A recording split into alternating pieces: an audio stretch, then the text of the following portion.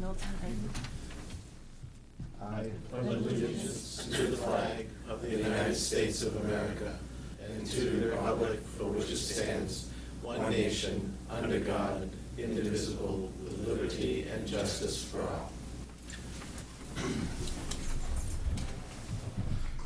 Thank you. I'll continue by reading our mission statement. The Newmarket School District is committed to the highest standards of quality education by creating a safe and successful learning community that embraces diversity and responds to the social, emotional, intellectual, and physical needs of every child.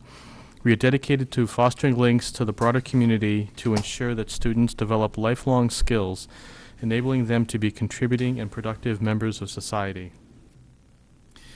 Thanks and welcome again to those watching from home and those in the room this evening.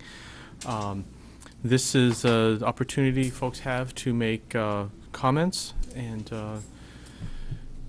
Jim, I understand you've got a message for us.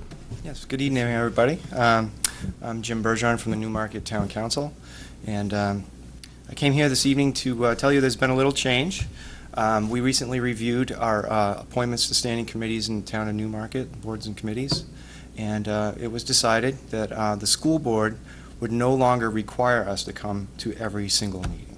That, not the school board that decided that, but us. Though we both serve the town of Newmarket, I think we work on different ends of the spectrum. If we ever need one another, we're certainly available for you, or vice versa, I'm sure. And just wanted to let you know that we're still there for you, and we're interested in continuing to be there for you if you need us, although we won't be here for every single meeting. Do you have any questions or comments? Well, I know we have a common interest in the middle of that spectrum, and that's the welfare of our students. And we're looking forward to working with you, Jim, and any time that I can assist in anything the town council needs to discuss, I'd be delighted to attend and lend whatever voice I can to support initiatives to help the young people here in Newmarket. And that's sincere. Mm-hmm. Yes, and the same is felt on our side as well. And that certainly doesn't mean that we're not interested in helping you in any way that we can. But perhaps maybe a quarterly or an occasional check-in by one of us to your meeting or vice versa would be sufficient. Or whenever it's needed. At this point, I don't think it's necessary to come to each and every school board meeting. Mm-hmm. Mm-hmm. I think it's important that our relationships are very strong, and I'm looking forward to a year where we can work closely together. But I think not having a town council representative here for oftentimes things that aren't wholly relevant for you or whomever would serve in that position, I think. That's true, and one of our goals was to lessen the number of committees and boards that we each sit on, because you can only do so many things so well. And by spreading yourself too thin, you don't get anything done. So we needed to get down to more of the core things that we needed to address in town. And you guys do a wonderful job at what you do. You don't need us holding your hand. So we're here to help, but Good. We're not here to hold your hand. Mm-hmm. Mm-hmm. Does the council have in name a official school board rep, or if we've got a need to meet, where should that discussion start? Well, we haven't really formally come up with a rep per se. I suppose you could always just approach the chairman or vice chairman, mm-hmm. myself being the vice chairman. Or any member of the council. We can sure. certainly, get the message to the proper parties that we need to meet. If you wish, we can appoint someone as a liaison. I'm not. And I think that's what we were thinking as well, in terms of, that way two people can pick up the phone and know that, there's some business to be discussed. I don't know if the best case would be to have the chair to chair, for instance. Yeah. Being that you both set agendas for your organizations. Mm-hmm. Yeah, I think. And I'm certainly willing to continue that as well. It's not going to take a lot of my time to be available to you to talk about any matter that comes up. But well, I'm looking forward to potentially. There's been some discussion of meeting of both bodies over the summer, perhaps in a workshop sort of setting, to try to develop some shared goals. It's the Newmarket Town Council and it's the Newmarket School Board. We share the same, we represent the same people, so it's important that we're working towards the same ends. Absolutely, and by no means does this move mean that we're not interested in continuing that relationship and actually strengthening it. But as you said earlier, sitting here for each and every piece of business that the school board attends to is probably unnecessary. Right. We'll go for quality over quantity. But having I that think strong is- relationship is important to the community. We want to continue to do that and strengthen it. And I would like to also still do a formal tour of the school facilities and some suggested facilities that you would like us to see as models, let's say, of how things are done. And Absolutely. we Absolutely. look Yeah, forward we to need doing to do that. that scheduling. Okay, well, thanks for coming and Okay, and I'll sharing look that. into having some sort of a liaison appointed to the school board Okay, with the chairman. terrific. Does anyone else have any questions or comments for No. Mr. Bergeron, Councilor Well, Bergeron? Thank you for everything you're doing, and Thank you for your good work, Jim, and it's been a pleasure serving with you. good night. Thanks. Are there any other public comments this evening? I just want to make a quick introduction. Over there is Jordan Cartridge. He is a junior at the high school. He will be my successor for Good. the next year as the student rep. So Excellent. just here to see how it works. Okay, Welcome. yes, welcome, indeed. Okay, let's move on then to the approval of minutes from our more recent meetings. First, can I have a motion regarding the acceptance of the minutes for May 19th? I'll make a motion to approve minutes of the school board organizational meeting of May 19, 2009. Thanks, Chet. I'll second that. Thanks, Kelly. Are there any comments? Yeah, I think I'd like to clarify some language under district vision. I don't think Superintendent Roach discussed with the board the desired direction where the board should go over the next 3 years, as much as he presented his vision for district progress in the next 3 to 5 years. It was and that was the focus of what we were doing that evening, as opposed to, that may sound like we were getting our marching orders, and that wasn't the case. Now, there's many a superintendent that would love not. Nice try.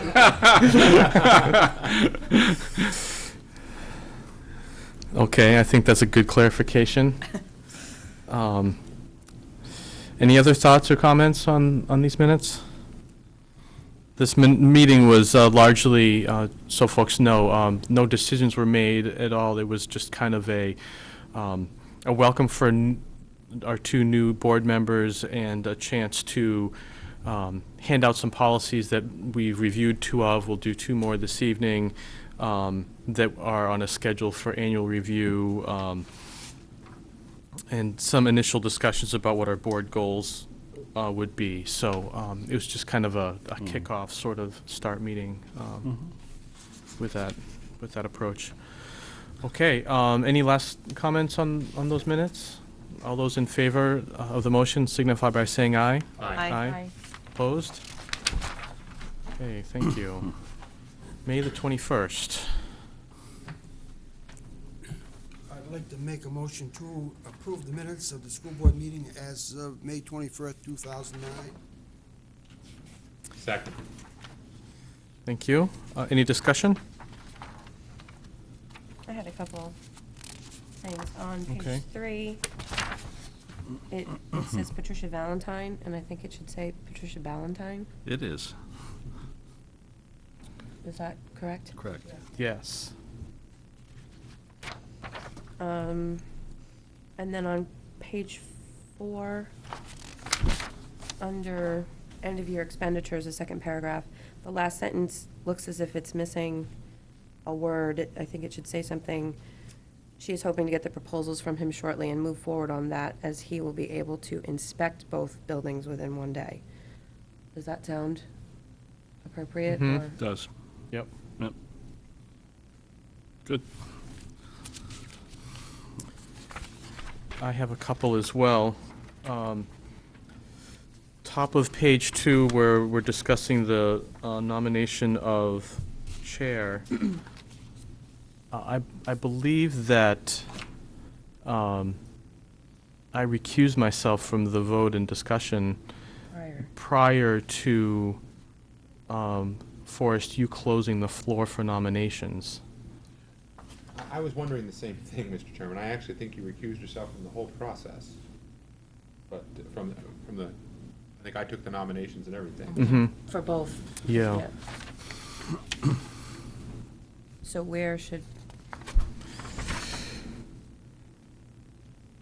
Well, I think I opened the floor for nominations, and as soon as I was nominated, I stepped aside. You did. Yeah. I think I closed the nominations. You did. That's accurate. Right.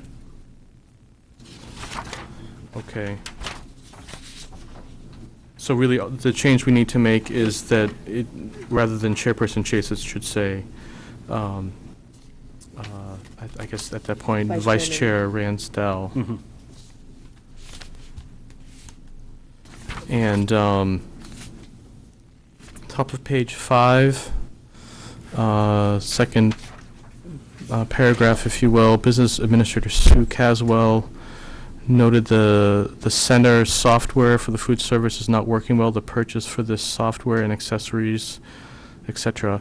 I think the discussion was with regard to hardware. I think it's the purchase for this hardware. This is the physical cash register equipment, correct? Okay. So maybe we should say hardware and software. Mm-hmm.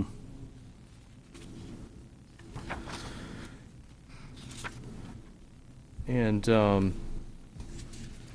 the towards, sorry? oh, sorry. Oh, yes, you caught that one too. I did, I just didn't flip there in time. The note to go into non-public session is stated as 8:35 PM.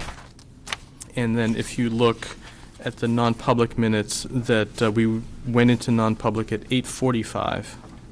Okay. So So which it's, is the correct time? well, I don't think it's Isn't it that really? germane as Yeah. long as they're consistent. Mhm. I would imagine it's the 8:35 that is correct. I'm okay with that. And I Yep. think the 8:35. 8:35, The non-public minutes that are yeah, inaccurate. Right. and it probably should indicate for the non-public session that we went into non-public for a personnel matter, which is RSA 91-A:3, Roman numeral 2, C, paragraph C of that, which is the one that indicates for personnel matters. Mhm. Mhm. Any other items? I think those are all friendly clarifications. So with, I did note, Oh. and this is a picky, go ahead. I work for a living, so the month of May, under manifest for May, isn't capitalized. So it, it could indicate Mhm. the Mhm. word May instead of. Sure. No. That's in the middle of page 5. Yep. Mhm. Any more? Nope. I'm good. Excellent. Thank you for your careful reading. Okay, all those in favor of the motion, please signify by saying aye. Aye. Opposed? Okay. The non-public minutes from that same evening. I'll make a motion to approve the non-public minutes for the school board meeting, May 21st, 2009. I'll second. Thank you. Any discussion? We have the one change that we're going to note here of 8:35 PM. Any other changes? Okay, all those in favor of those minutes, that motion, signify by saying aye. Aye. Opposed? Okay. Moving along then to good news. Mark, what's Well- new and good in our district? Well, we have some great news to share. There was a wonderful article that appeared in the paper relative to the moving wall and our student participation. Chris, please, would you narrate exactly what the students' role was? We're very proud of that and that recognition. Well, I'm a little under the weather, so if you have trouble hearing me, I apologize. When the moving wall came in, we had a request to have our entire student body lined up on the entrance as it came in. So 530 kids lined up on both sides of our driveway as the veterans came in with the moving wall, to have our band playing a number of commemorative songs as the moving wall got to its final destination at the recreational field in front of the flagpole. Response we got from a lot of the veterans was it was the first time that they've had an entire school demonstrate and celebrate the acceptance of this wall and the meaning of this wall. A lot of them were choked up and were very proud of the effort that our Newmarket kids did. So I appreciate our kids. It was raining, it was drizzling, and I didn't get one complaint because of the severity of the matter. So it was very pleasing to see that happen. Wonderful. Very nice. A lot of positive feedback. This is terrific. And thanks for your effort in coordinating that. Good job. I think I've heard as well from the student side that they felt it was very moving as well. It was. So, yeah, thank you for that. Other good news I'd like to share. Radio listeners have named a Newmarket educator and a Dover educator co-teachers of the year.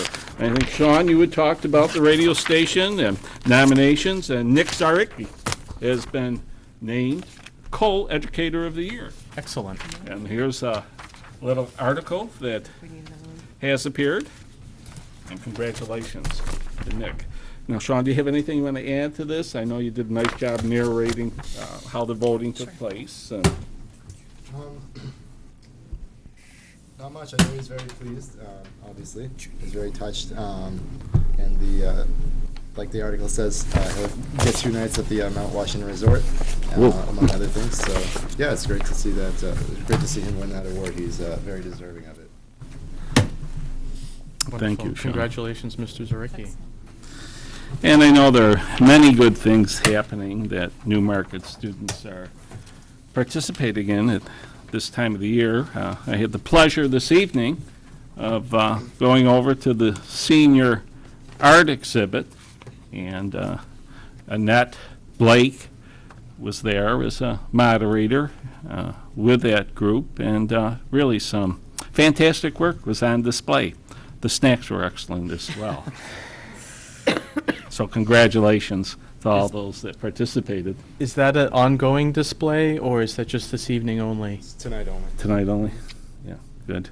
So we'll have to keep it short and run that way. Mm-hmm. Okay, thank you. Thank you. Any other items to note in that category? Well, those are what I had listed, unless the principals have something to add that I may have omitted. Okay, good. I have one thing I want to chime in regard that was better placed at the last meeting, which was, I guess was about 3 weeks ago now. There was a teacher workshop afternoon where the educators in the junior senior high school where I was were working on their NEASC, putting the paperwork together for that their different areas of that need to be responded to in that application process. And I wandered from room to room where teachers were meeting. There was a lot of open discussions, and it seemed like some really thoughtful, good work that was going on. It was nice to see teachers having the opportunity to interact like that in a group, not always just in their classroom or preparing for class, which I think it's a great opportunity for the teachers. And I thank them for allowing me to chip in my 2 cents here or there. And what you've described is the primary benefit of the self-study. Those conversations, the exchange, the opportunity for the give and take, and continuous improvement in those districts that participate in that process and in those buildings that participate in that process. So the staff's doing a great job. Mm-hmm. It's a good opportunity for them in many of the discussions to share the things that are going well. Yes. Which you don't have a lot of opportunity to do that. So that was great. I appreciated that. Yes. Yeah, can I add something? Sure. Yesterday, we had 16 students graduate from SSD. Yeah. And, give you a rundown very quickly.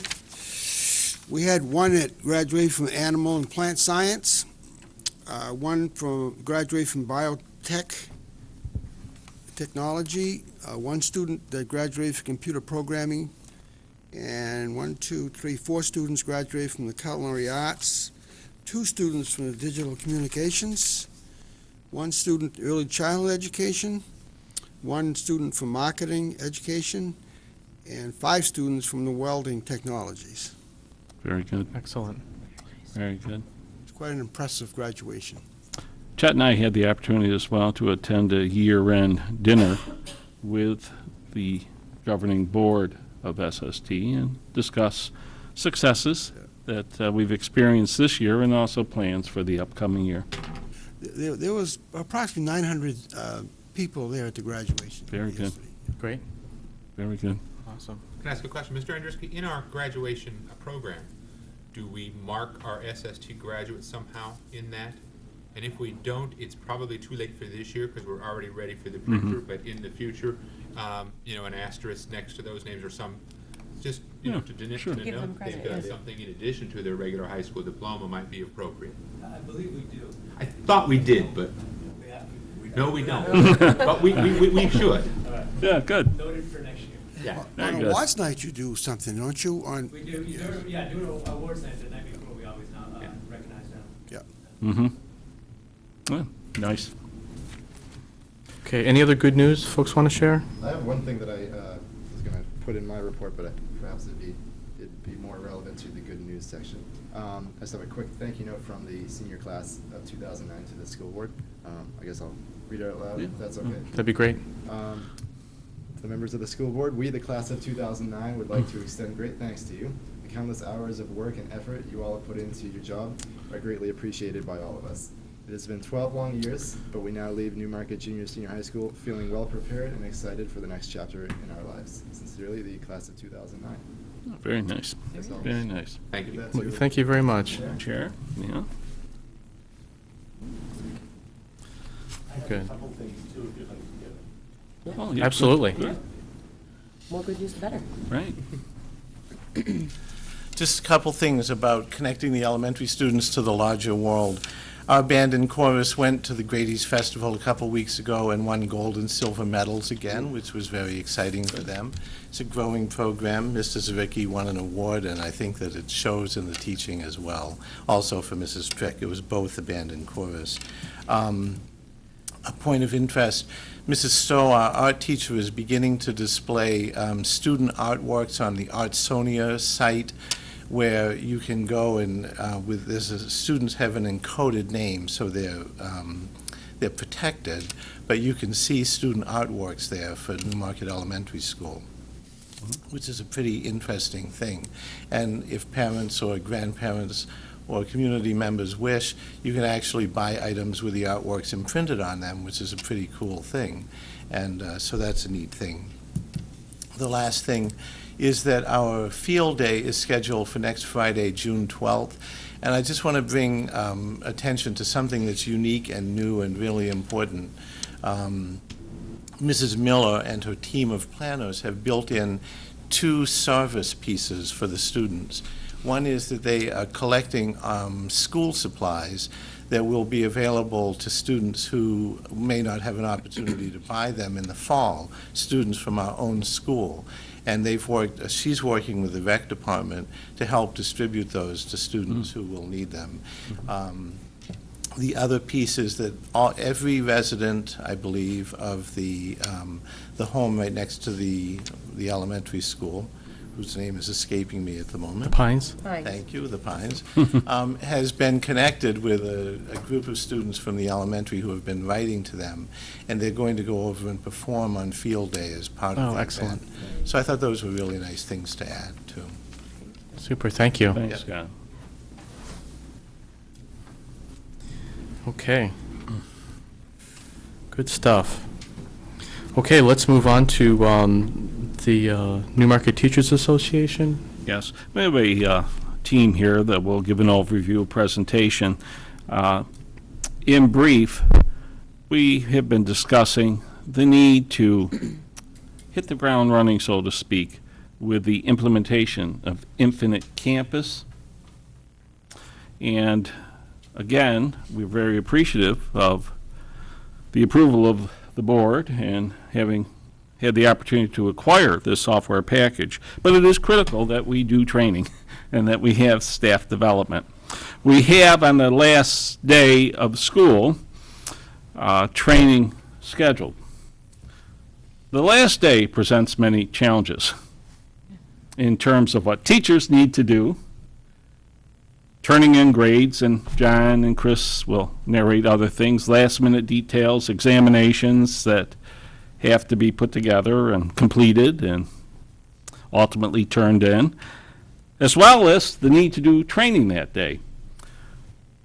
The day is a half day for students, a full day for staff. Gentlemen.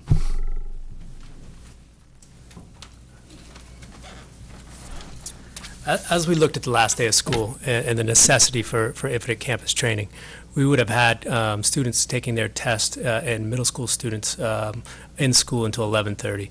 Giving a half-hour lunch, you've got about 2.5 hours for teachers to turn in grades, clean their rooms, and also do about an hour to hour and a half to 2 hour Infinite Campus training. So the time committed at the end of the day was just enormous. With this Infinite Campus, it's a need, and the teachers are asking for that training before they leave school so that we can have follow-up trainings during the summer when Infinite Campus goes live on July 20th. We will have Infinite Campus here again to start the school year on August 27th and 28th, but our teachers are asking that they get familiar with it so they can set up grade books, classes, and such. So when we looked at the presentation, we tried to find a way that would be suitable to be able to still educate our kids and then also provide sufficient training for our teachers before they leave for the summer.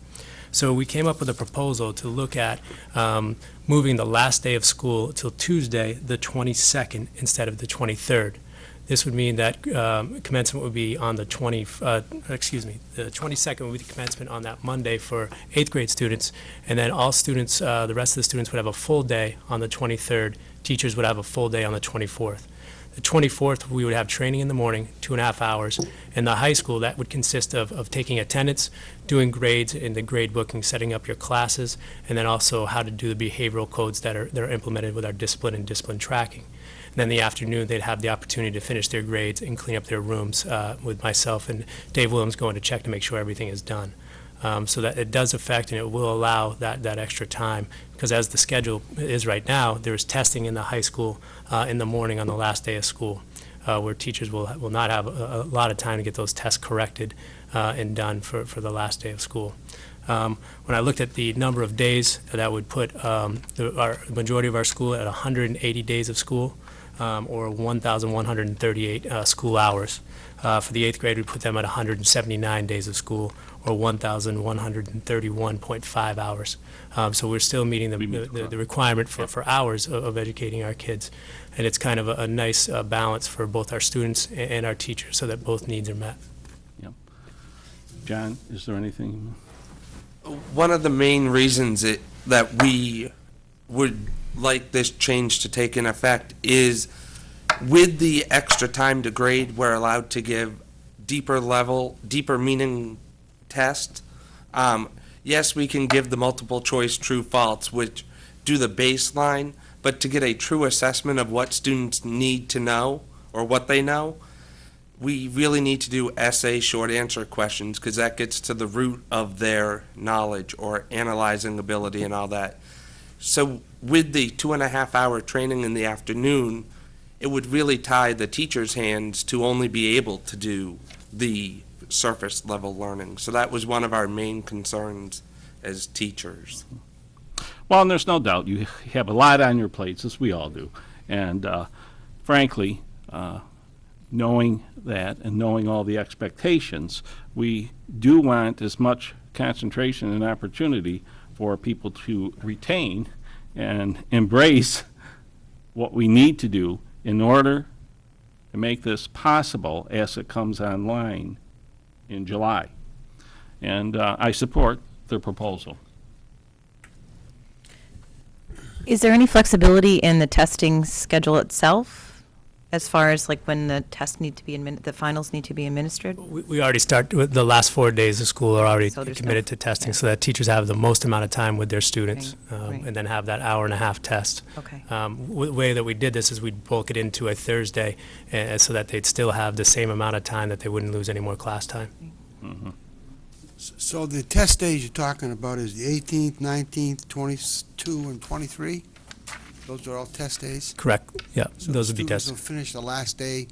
Last day of classes would after be a June test. 17th for all students, and then 18th would begin, actually would be a full day for all students, as we'd embed a test in that day, so students would all go to all their classes on the 18th. So again, no time is, and then the 19th, 22nd, and 23rd would just be high school testing. Okay. The discussion has been all involving from a junior, senior high school perspective. I'm wondering what the elementary school impact. Thank you. We'll still be at 180 days, so we're okay with that. We will also be doing Infinite Campus training at the elementary school. We will not be using all of the components that the high school will right away, but we will be using attendance. We've used that for Center for this whole year. We actually will be using it as we do now for recording. Right now, what we do is we record discipline events in Center, but there is a teacher reporting component that we have to train people to use as well. And then the third thing is that you may recall that we brought a standards-based report card for kindergarten to the board for approval mid-year. And there's a great opportunity to begin doing electronic grading or grade collection and reporting on Center. The kindergarten team has embraced the idea of doing a pilot with that at the elementary school. So we have that, and the other thing that we will do for training that day is that we're moving handwriting without tears up to third grade. So we have to do some training with the third grade teachers around what that looks like. So it would be a similar kind of schedule at the elementary school. I would echo that the teachers they have quite a long list, actually a page plus, of individual responsibilities that they need to take care of. So I think that it will help free them to keep teaching and really focused right up until the day before.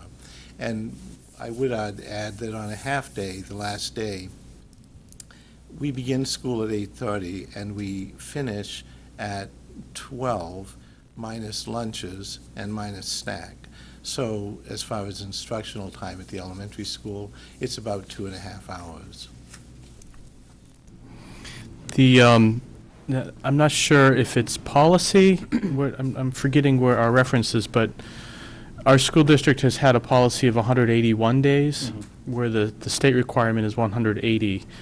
So we're essentially choosing then to forgo that one extra day this year. Which you may do as a board. Right. I just want to make sure that we all realize that that's that's out there. So the school district policy is 181 days. That's right, yes. I do not know that it's enshrined in the policy book. Our school district's practice is 181 days. I do not believe there's a policy that calls for us to go 181. I could be wrong, but It might be, is it in the collective bargaining agreement, or it's? Yeah, that's where it is, it's- which would not That's be where it is. policy, right. Okay. That we lengthen the school year through the collective bargaining process, not through policy. I believe that's accurate. Okay. Question from me would be, when you do your school year to the state of New Hampshire, you may choose total hour accrual, or you may choose total days. I believe that we have chosen total days.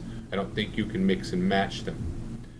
So I would be concerned with the 8th grade going to 179 when we have submitted to 180 days with the state, as opposed to the hourly accrual. If we were doing hourly accrual, then we still have the hours. That's not the way we're doing it. So I would wonder why the 8th grade would leave an additional day early, as opposed to bring everybody back to where the 8th grade does end, and we keep our 8th graders at 180 days, so we're still within state guidelines. That would be my question. I believe, Chris, it's 1,100 hours instruction. I believe it's 1,080. 1,080? I believe. And we have 1,100? Yeah, we're well over it Yeah. in both days, so.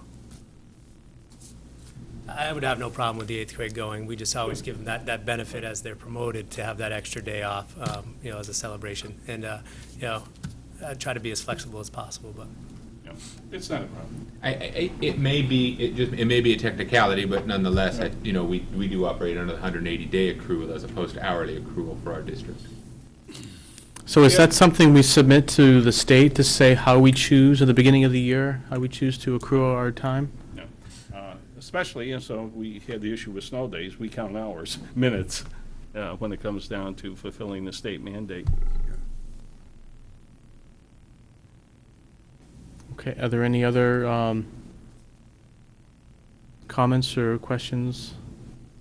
How quickly and how do we notify parents in the community of this change? Because it is snow days are finished in March, April, and we sort of get things set and we start moving forward. How do we do that piece of it? Once it's set, alert now. It has the capacity to Now the kids will tell us. Somehow word will spread. Yeah. I understand that. Before I get that alert now, I think most of the If kids. my know. child comes home and tells me the school's getting out a day early, Yeah. I don't believe it. Yeah, that's how I do it, and then also I'd send home a memo, because my important dates of how they're listed, so we do it in two folds, so through written and then also through the Alert Now voice system. Great. It didn't work when I tried it with my parents. I bet.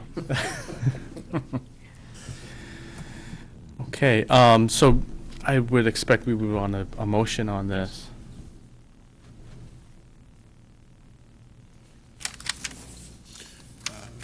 I'll make a motion to the fact that the last day of school will be on June 23rd. Is that, yeah. Anything For students. for the, 23rd. which would be the last day for the For students? students. Last full day for the It'd be a students. full day students. for students, last day, correct. I second. Thank you. Any further discussion? I guess one comment that I wanted to make also was that I have to imagine that for the educators as humans, that's got to be a pretty stressful day. And having spent a half a day teaching or trying to get something done, and then doing all these ancillary items, Right. and then having a small chunk of time to do training, what's the term, teachable moment? It's not going to be one. Right. How much are they going to retain really Right, at that and point? this is important training from, I think, from the board's perspective, so I think we need to give it some real attention because that system has to be successful, Thank you. so. Did I hear you say that they'll have that training on that day? What, no, they'll have the training on, now that the students are out on the 23rd, we'll have it on the 24th. Teachers will still come in on the 24th because contractually they need to. So they'll have that, now we'll have that entire morning to do the training, and they'll still have the rest of the half a day to clean their rooms, get their grades in. It will be a major load off of them. And did you say, though, that they'll come back again? What we'll With do. additional training prior to school Yeah, starting? we've got additional trainings that we are setting up to really solidify that people are feeling comfortable on the first day of school. And on August 27th, we will have Infinite Campus on site to be able to answer questions for those people that are a little less tech savvy, because we do know the learning curve for everyone. So we're really trying to make this a positive change for everyone involved. Right. Chris, will this additional training be through staff development? We're doing training, we're doing the train-the-trainer model, so each building, both Scott's and ours, will have teachers that are being trained on how to run this system completely so that they can train our staffs. Yeah. We have building coaches, and it's a model that has worked. Will 8th grade graduation still be on the 23rd? That was up to you. Oh, I okay, presented so- to have it on the Monday, the 22nd. Your proposal was to move it to the 22nd. No, Last day of student attendance. Right. Well, correct. And were we talking about students then not attending? Because you raised the point about the 8th grade. So where are we? What's your recommendation on that, or what's your decision? Chet- Was your motion for the 23rd? My motion Yes, was for the 23rd.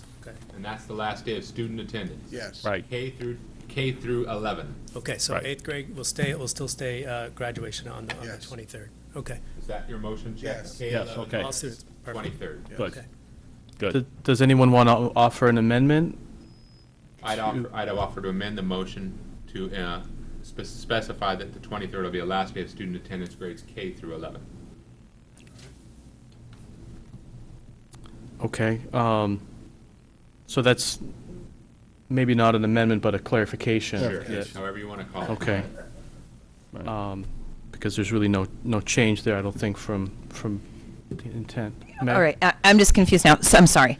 Sure. So the 8th graders are going to graduate and then be required to come to school the next day? No, okay, Their commencement would stay the same.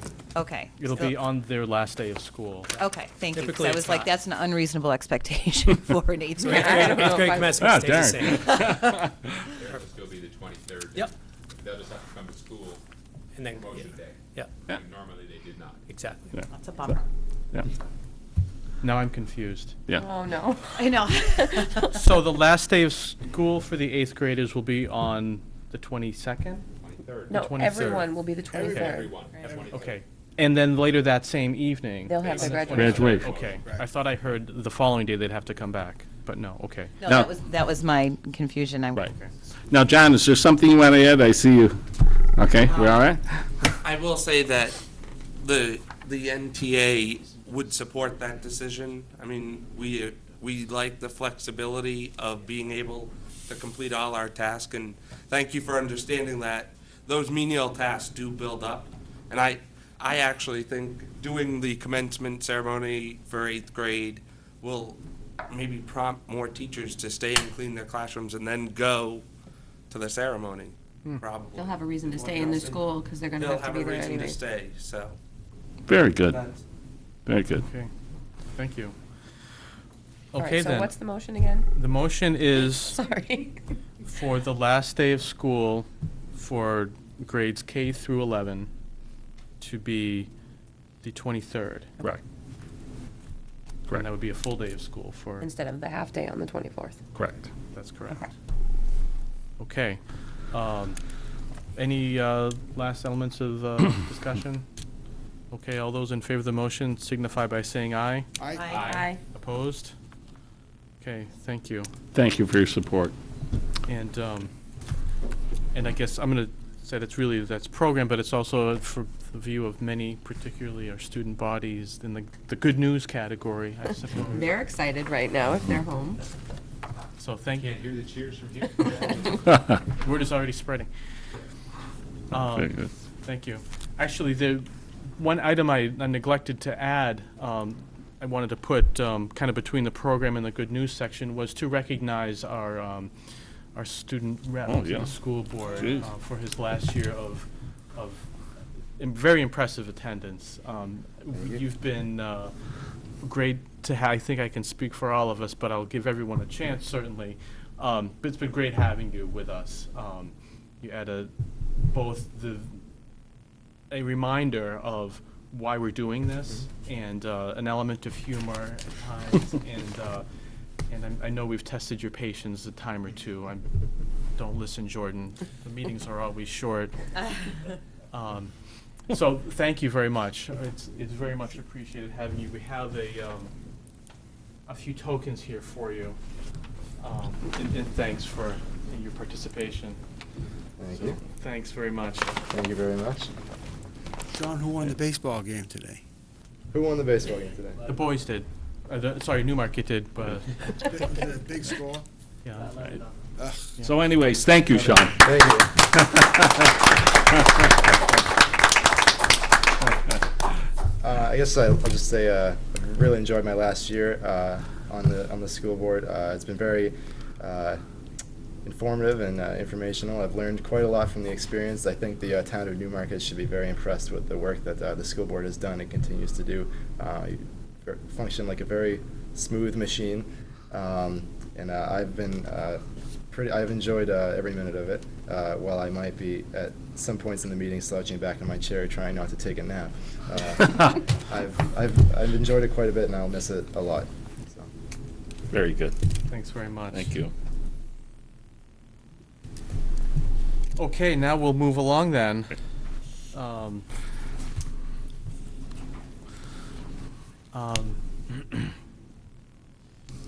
Mr. Bob Coffey is here this evening and has a presentation to make regarding some energy savings opportunities, I understand. We'll make this real fast and easy, so you can get out of here on time to look at stuff. What I did was a more of an informal presentation on power savings. That doesn't cost you any money, it saves you money. Ooh. We can turn it on at the next meter read. We represent a company called Freedom Logistics, and they have a subsidiary called Halifax American Energy Corporation. And basically, we can buy power from the wholesale market just like you can if you were a utility. So if you look at this first graphic here, you'll see the blue line or the black line that goes up and down. That's called the standard offer. That's what Public Service of New Hampshire charges you, other utilities around the country, and that's every 6 months in New Hampshire, that's what it changes. So in July 1, it's going to go down about 9/10 of a cent, which is a good thing, but back in January, it went up about a penny. So about every 6 months it changes. Down in Massachusetts, it changes every quarter. You can go out and you can say, okay, the red line or the pink line, you can say, I want to get a fixed price. And you can negotiate something, and that's about a 5% savings off of what you would pay for with the standard offer. If you look at the yellow line, that's the wholesale market. And over the course of the year, it goes up and it goes down. And they do a term called real time, which basically it looks at power every hour of the day and adds up all 24 hours and divides it by 24 and says, okay, for this day it was 5 cents a kilowatt. And tomorrow they do the same thing and it might be 7 cents a kilowatt. The next day it might be 11 cents a kilowatt. And the next day it might be 2 cents a kilowatt. They add that all up over 30 days and they come up with a cost per kilowatt. So I'm going to show you some real live examples of what's the savings we're seeing for some of the clients that we have in this program. So if you turn to the next page, this is just another example. Basically, if you look at the blue line, that's the fixed price for this particular client was $429,000. If you look at the red line, that's the buying it at a fixed rate, you saved about 7%. And if you look at the yellow and the blue line, there's two different terms. It's called day ahead or real time, but they're both wholesale. You're saving about 26% over what you would have paid with your local utility. So if you go back in time, let me just give you another example. Maybe 15 years ago when you could choose between AT&T and MCI, and you can see some real savings on your long distance. This is basically the same concept. So if you turn to the next graphic, this is a real live example. It's for a client that has operations in across New England. They have 2 in Massachusetts, 1 in Rhode Island, and 2 here in New Hampshire. The red line represents the standard offer price. That's what they would have paid if they stayed with the utility. The blue line represents the wholesale price. That's what they actually paid. The green line represents the monthly savings, and the blue line or the purple line represents the overall savings. So in the last 5 months for these 5 locations, and they're using about 600,000 kilowatt hours a month, we've saved them about $92,000 for doing nothing. You turn to the next page, I circled in yellow the boxes you should be looking at. On this particular this is the summary for all 5 locations, and you can see in the box they saved about $91,000 for buying it from the wholesale marketplace. The next page is actually a location they have in Jaffrey, New Hampshire. They saved about $4,000, which is about 31% over what they would have paid the Public Service of New Hampshire. Some significant savings. The next page is the Claremont, New Hampshire locations that they have. One they saved $1,100, and the other one they saved almost $4,000, and that's about a 32% savings over what they would have spent with Public Service of New Hampshire. Now I have an actual invoice for you guys that Sue gave me.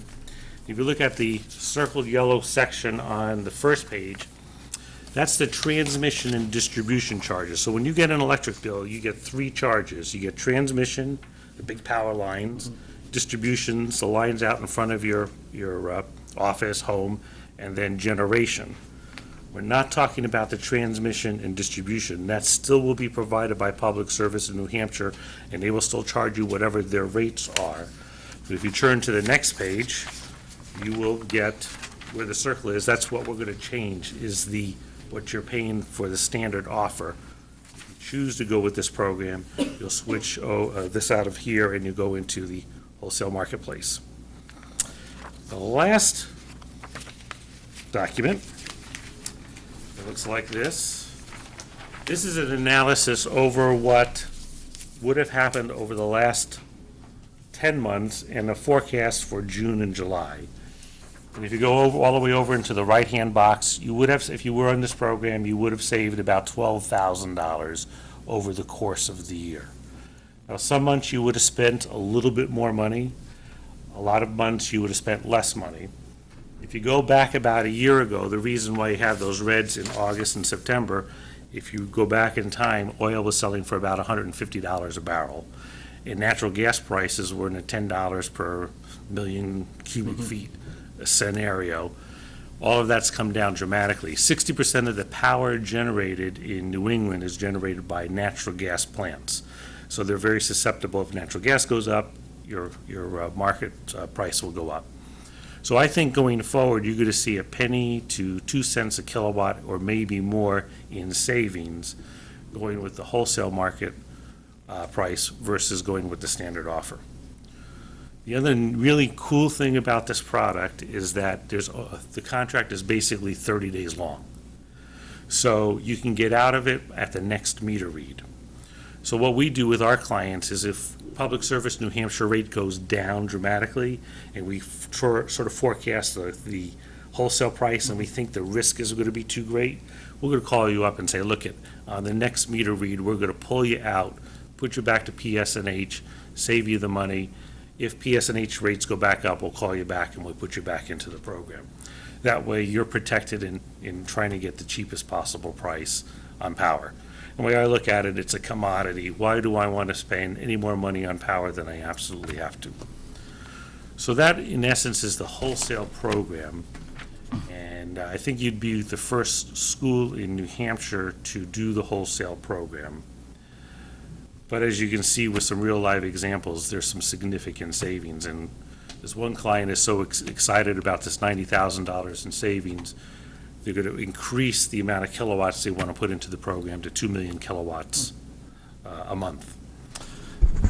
Bob, how many municipal agencies in New Hampshire do you have? Are towns participating? Most organizations do the fixed price because they feel uncomfortable with going into the wholesale marketplace, because normally you have to do a longer-term contract. I think we've minimized that by doing a 30-day contract. Yeah. I know in Maine we took advantage of this. Sure. And it did work in our favor in many instances. Yep. I'm a taxpayer too, so I'm going to be making sure I'm paying attention to this. And if I see that, you're going to be losing money, I'm going to get you out of it the next meter read, because I don't want my taxes to go up. Please. To get out of it, I mean, I don't understand this process, so bear with me. Sure.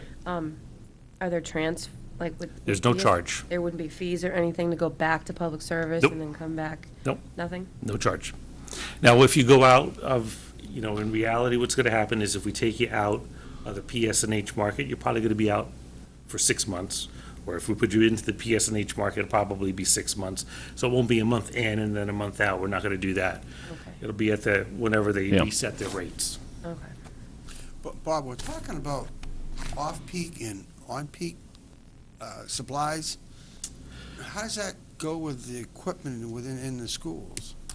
Well, for schools, because most of your power consumption is during the peak time frames of 7 o'clock in the morning till about 10 o'clock at night, that's where you're not really going to see the savings if you had a lot of off-peak time. So if you wanted to do school at 2 o'clock in the morning, we could probably save you a lot of money.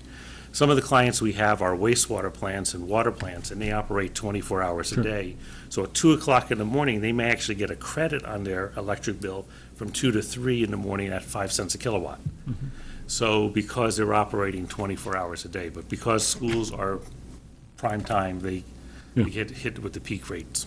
Will we have to have an extra meter or anything? You don't have to do anything different. If you sign the contract, they already have all of the documentation at Freedom Logistics. All they'll need to do is have the signed contract, and they'll go ahead and make the preparation at the next logical meter read. So if the meter reads tomorrow, it's not going to happen tomorrow, so it'll be in July, and you just look over to this program. So the risk lies in the fact that if there's a short-term large jump in the wholesale prices that is unanticipated, then we're looking at a really large bill.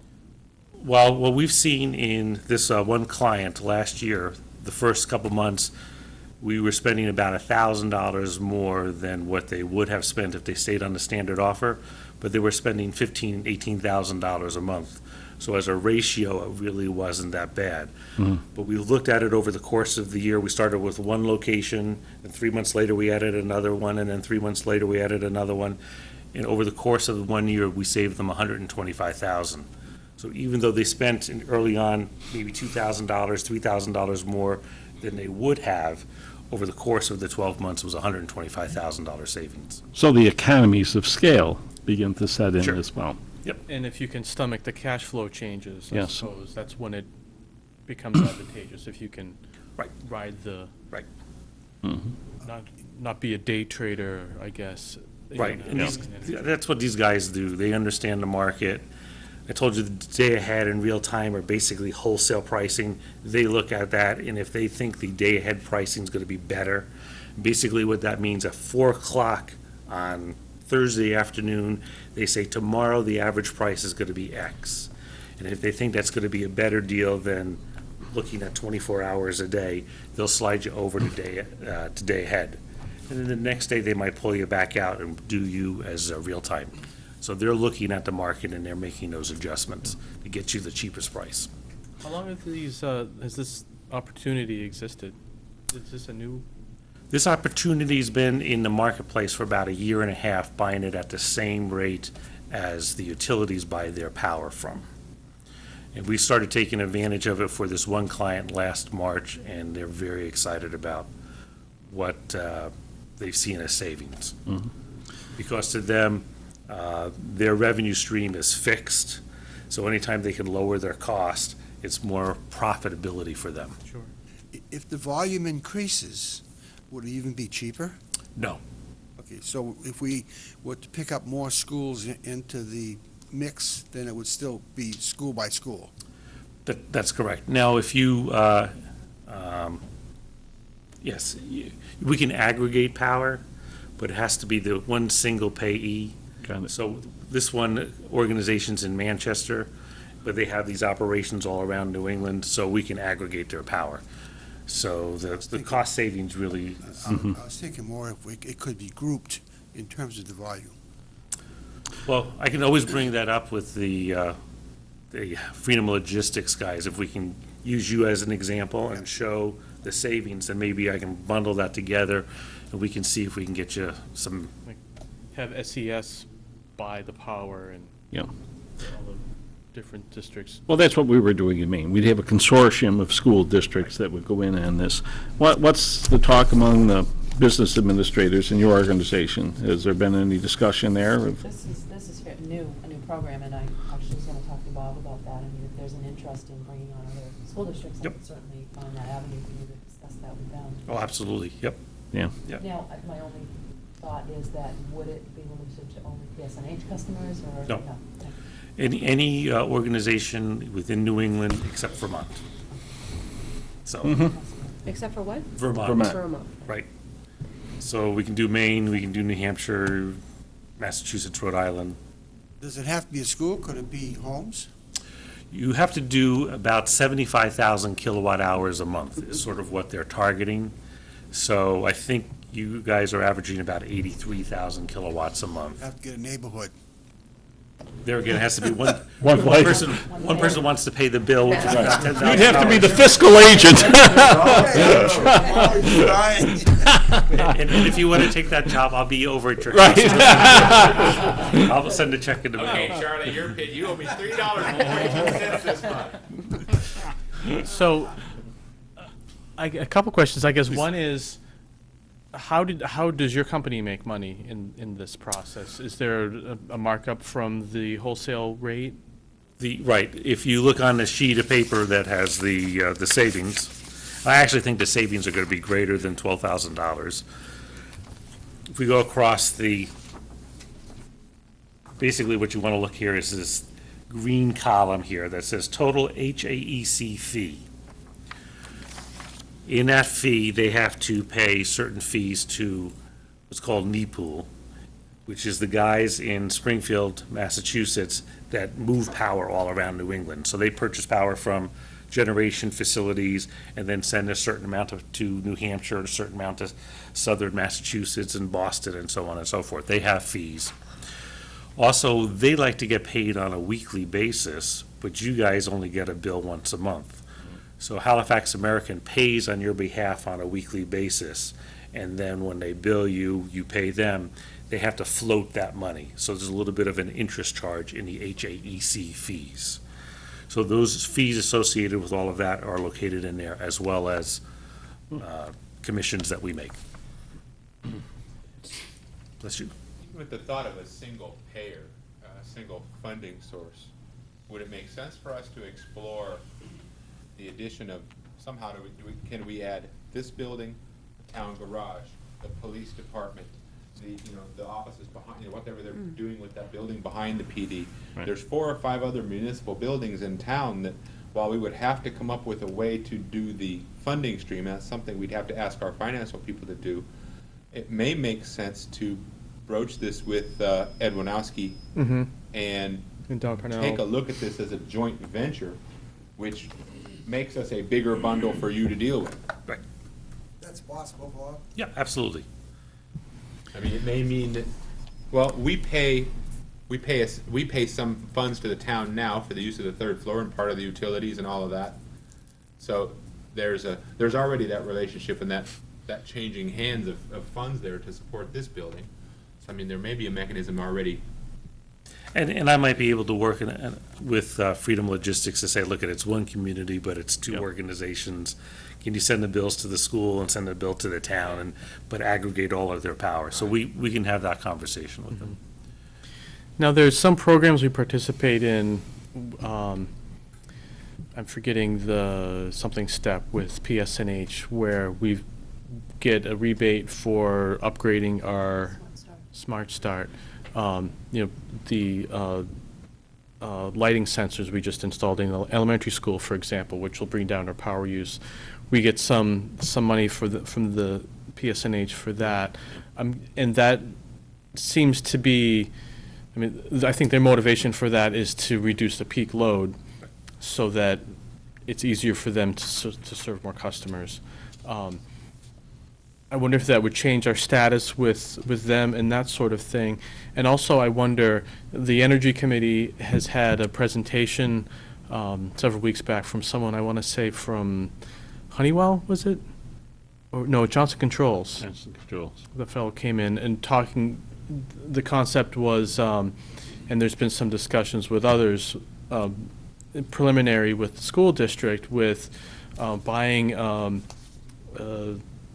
energy service, I'm not going to have the language quite right, from a third party who,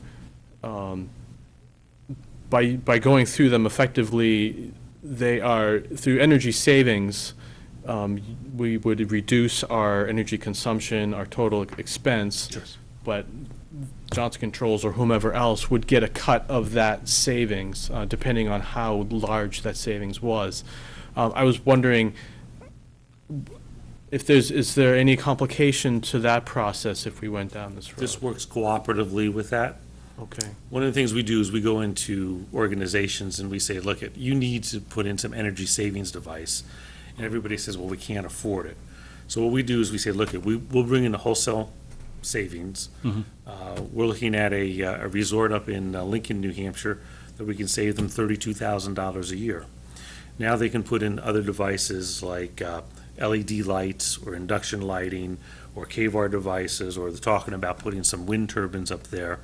So now they have $30,000 that they can put that money into that energy savings equipment to reduce their cost even more. So this complements that program. It doesn't take away. Now, as far as I understand the step, PSNH, as I understand it, gets their profits from the transmission and distribution portion of your bill, and they don't get profits on the generation portion. and you have the right to switch to an alternate third-party generator, like Halifax American. So I don't think that's going to impact your STEP program at all.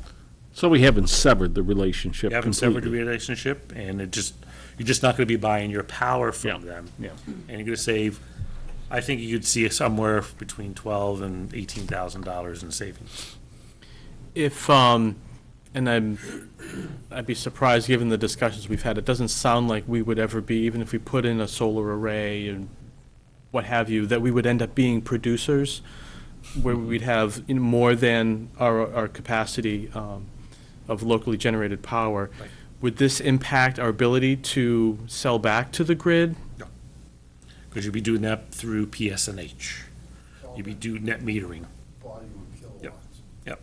And that's a distribution question, not a I think generation question? I think you would be doing less kilowatts from Halifax American, so you're not paying the kilowatts there. Yeah. And then you're putting money back into public service in New Hampshire, so they would be paying you on the distribution portion of the bill.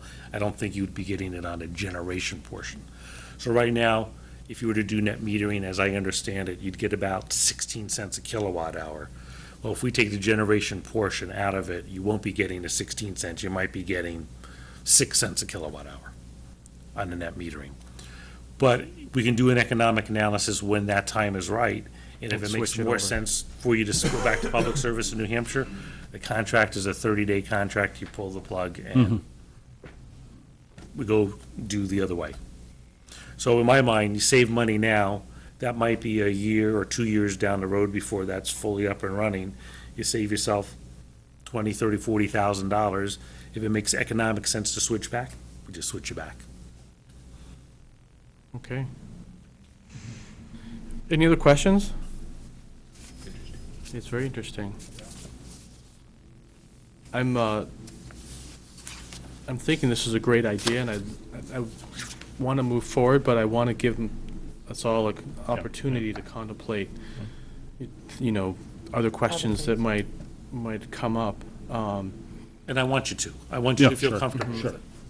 I think the question you posed about the current deal we have with PSNH for the improvement in their systems, and then where that money's coming from, we need to have a concrete answer for that from PSNH, Sure. just Mm-hmm. like they made an investment, or we've made an investment, and then they're looking to reduce our rates by such, and who knows where they're taking the reduction out of.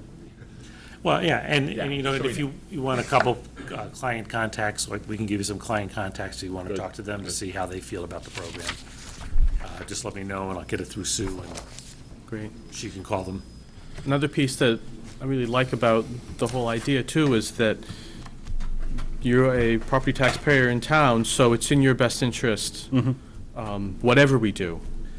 And, the way I look at it, why spend $12,000? You can use $12,000 to buy books. Right, we'd like to drive it into the classroom. Exactly, absolutely. That's, where we've always been when I was on the budget committee. Let's do what's right by the kids. Yes. As much as we possibly can, and this is just a way of reducing an expense. So if you have any questions, just, Sue, she has my phone number, more than happy to answer them, and if you want a couple client contacts, I'd be more than happy to do that. Great. Thank you. Thank you. Thank you. Thanks, Beth. Appreciate your time. Okay. Interesting stuff there. Okay, moving on to committee assignments. There've been several conversations that I've had with folks on the board through the week, and we have several committees that Jim Bergeron indicated that the council has taken steps to reduce their numbers of those committees. I'm not sure we can go quite as deep as they have in reducing them, but Well, and I know there was a technical question as well with regard to the notation on our list of committees in reference to a bylaw. So I did pursue the issue as to whether or not there were bylaws, where are they? And lo and behold, they're on Annette's computer. I should have known that. The last revision of the bylaws took place in 1993. So certainly there hasn't been a recent effort to modify and probably even review those bylaws. I spoke with the school attorney as well. And you have the right as a board to dispense with bylaws in general, in particular, any bylaw. And the measure is, if you choose to dispense with that bylaw, does it adversely affect the third party? If it does not adversely affect the third party, and this even gets in the area of policy as well, then, because you have the right to certainly waive policy in a particular area. But to keep it simple, you need not adhere to this notation or this particular structure of committees that exist in this review that was made a few weeks ago. So a technical question was raised. Must we have every one of these committees? Can they be modified? Can they be eliminated? Frankly, you can do what you want. Okay. And perhaps something that the policy committee can review is, it sounds like we might want to, at some point, have a look at these bylaws and decide whether we should just dispatch with all of them or quickly scan through and find things that might have value that aren't superseded or otherwise indicated in our policy manual. I'm hoping, I think in general what we'll find is that they are largely, bylaws may be a misnomer, because that from '93 they may have existed as what we now call board policy. And many of them have been superseded by adopted policy. And in reality, what remains are probably procedures as opposed to policies. So we may be looking at pulling out of these so-called bylaws what we need to maintain as board procedure, adopted board procedure. So. Okay. Well, thanks for doing that research. So as at least tradition holds, if not elsewhere, it's been the chair that has worked out those committee assignments, and so I guess I'd like to run through what my thinking is at this point, and if there are things that they don't seem to work in contemplation now or later, please bring those to my attention, and we can work them all out. So I'd like, Forrest, if you could continue in your role that you had last year as the board rep to the Budget Committee. Certainly. I think you'll serve us again well there. Chet, are you willing to continue your role in the Planning Board? Mark, rep to the Public Safety Committee. I think that's been a superintendent assignment for some time.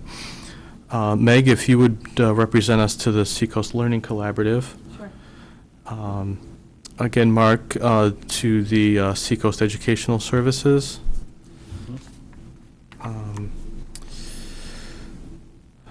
Chet, to the SST. You seem to enjoy that role. It's good. Meg, to the Staff Development Committee. Sure. And also as the delegate to the New Hampshire School Board Association. I think that's a great resource that it would be great to take better advantage of. Then we have School Board Legislative Representative Forrest, if you can attend to that as is necessary. Yeah. Liaison to Town Council, that reflects back to our discussion with Mr. Bergeron earlier this evening. I guess in name then, I will consider myself that liaison at this point in time, and as things develop, I'm hoping that we're going to have a lot of mutual communications with that group, but I'll take that role at this point. Bus Committee, I'd like to propose to no longer appear on this list. If we have bus business that we can Or we just can. listed as dormant? Sure. Should we have a school board member, like the first day of school, before the first day of school, who would, actually, we've been doing this, go to the routes with Mark to make sure the pickup places and so forth are safe and this sort of thing? We've been doing that over the years. Yeah, you're right. I think that's a good idea. And it's really an ad hoc And I don't meeting mind that's that. called, you're right. Yeah. If there's an issue, Yep. then we have standing committee members that we call in to discuss that issue. So, really, it's probably a good idea to continue Should with have that. one person who's probably Yeah. thinking about it. Right. Okay. So it's not dormant? Well, We poke the sleeping giant every once in a while. I think you just volunteered. Oh, I learned my lesson. It's like the Army.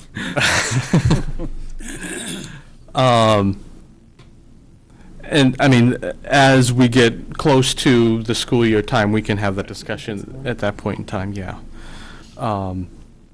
For this year, we have need for negotiating a new collective bargaining agreement with our teachers union. And Chet, you expressed interest in participating in that, and Forrest, if you're willing to do that, that would be terrific. Certainly, that's fine. Okay, thank you. Health Benefits Study Committee, I think that lies in part with the negotiation process for the collective bargaining agreement. If there are other needs, I guess, that arise, Sue, I know you've been involved in that process. We meet once a year generally, just to go over our benefits, and obviously this year with negotiations, we'll probably be talking about it more, so a couple of meetings. Okay. So if that arises, perhaps we can decide who the best players are in that at that point. Similar to the bus committee, basically. Yeah. So, yeah. You do have a policy that established that committee, and you require that we meet once a year. So you do have a policy for that committee. Good, good. Thank you. School board rep to the district facilities study committee. I think presently we don't really have a charged facilities committee. We've had a bit of an informal, I know, Chet, you and Jill Right. met with the superintendent a time or two.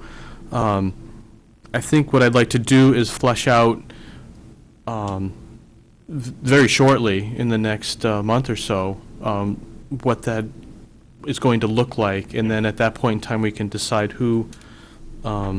Though I would like to have full participation, but two formal sure, representatives sure. to that group. School rep to school board rep to the school to career program, Kelly. If you would do that, that'd be terrific. The next two, high school reuse committee and the elementary school master plan, I think those are unnecessary, dormant, or otherwise I don't think they need to be at this level at this time. Rep to policy committee, Kelly, you again represented some interest in doing that. I think that'd be a great opportunity there. And Sue, have you been the rep to the safety committee in the past? Pretty much. Does that work? Sure, that's fine. Okay, and Mark sounded agreeable to being our representative to the cable committee. And lastly, I have one more that wasn't printed on the copy that you received in your packets, which is the School in Need of Improvement / District in Need of Improvement Committee. I think it's important with that we'd have a maximum representation Yes. from the board. Right. And so Kelly and Meg, you both sounded interested in that. It would be wonderful to have your involvement there. And I know that there is some needs in that committee also for some parent involvement in that committee, is that right? Yes, and you will hear what the expectations are at the state level, and we'll report to the board on that and what's entailed now with the district in need of improvement plan that we have to submit for approval with the state education department. Okay, So that will come before you. super. It'd be great when we get ourselves off that list. It will. Um, There were 50-some school districts at that meeting with us. which is probably a significant increase from the year prior. Yes. And we'll see what direction that all goes. But anyway, not to get on that aside. So I thank you all for your willingness to participate in those committees. Okay, and the policy committee, I guess, Kelly, part of that piece is if you can get your hands on what happens to be on Annette's computer and bylaws. the bylaws and work with Mark on that. That'll be an interesting thing to see how that layers in. And I know that that Jill Berry worked very hard at leaving that in a very organized state. She's some spreadsheets with status of many policies, and so that shouldn't be too difficult to bear. And it's an important role, as that's one of our primary functions, is to set policy. And speaking of which, I won't put you on the spot tonight. But as I indicated earlier, there's a couple of the, was it 6 or 8 policies that we are charged to review with every year.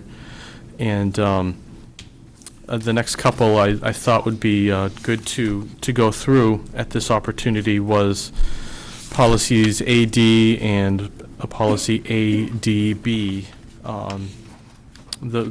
Policy AD is the philosophy of the school district, which is short. I will read it. The board will develop a mission statement for the district. The board should review and revise the statement annually. And the mission statement will be read at the start of every school board meeting. We reviewed this policy as it should be done annually. The interpretation there is with every board, and since we hadn't as yet with the past school board, we did review this back in March. However, Chet, as I recall, there was a word there. Yeah. Have you had the opportunity to think about that at all? I've looked about it and thought about it. I'm just kind of hold tight at this point. Okay. Think some more on it. Okay. Probably be advisable to some of the other board members to take a look at that policy committee. But policy, the policy and reading of it, the mission statement itself, and see what you think of the words in it also. So you think that there's a word in the mission Yeah. statement that's a little questionable? I think it was, I want to say, the last sentence, we are dedicated to fostering links to the broader community. I think you took exception to fostering. You wasn't, Yeah, the late. you don't like that language. It's a good last name.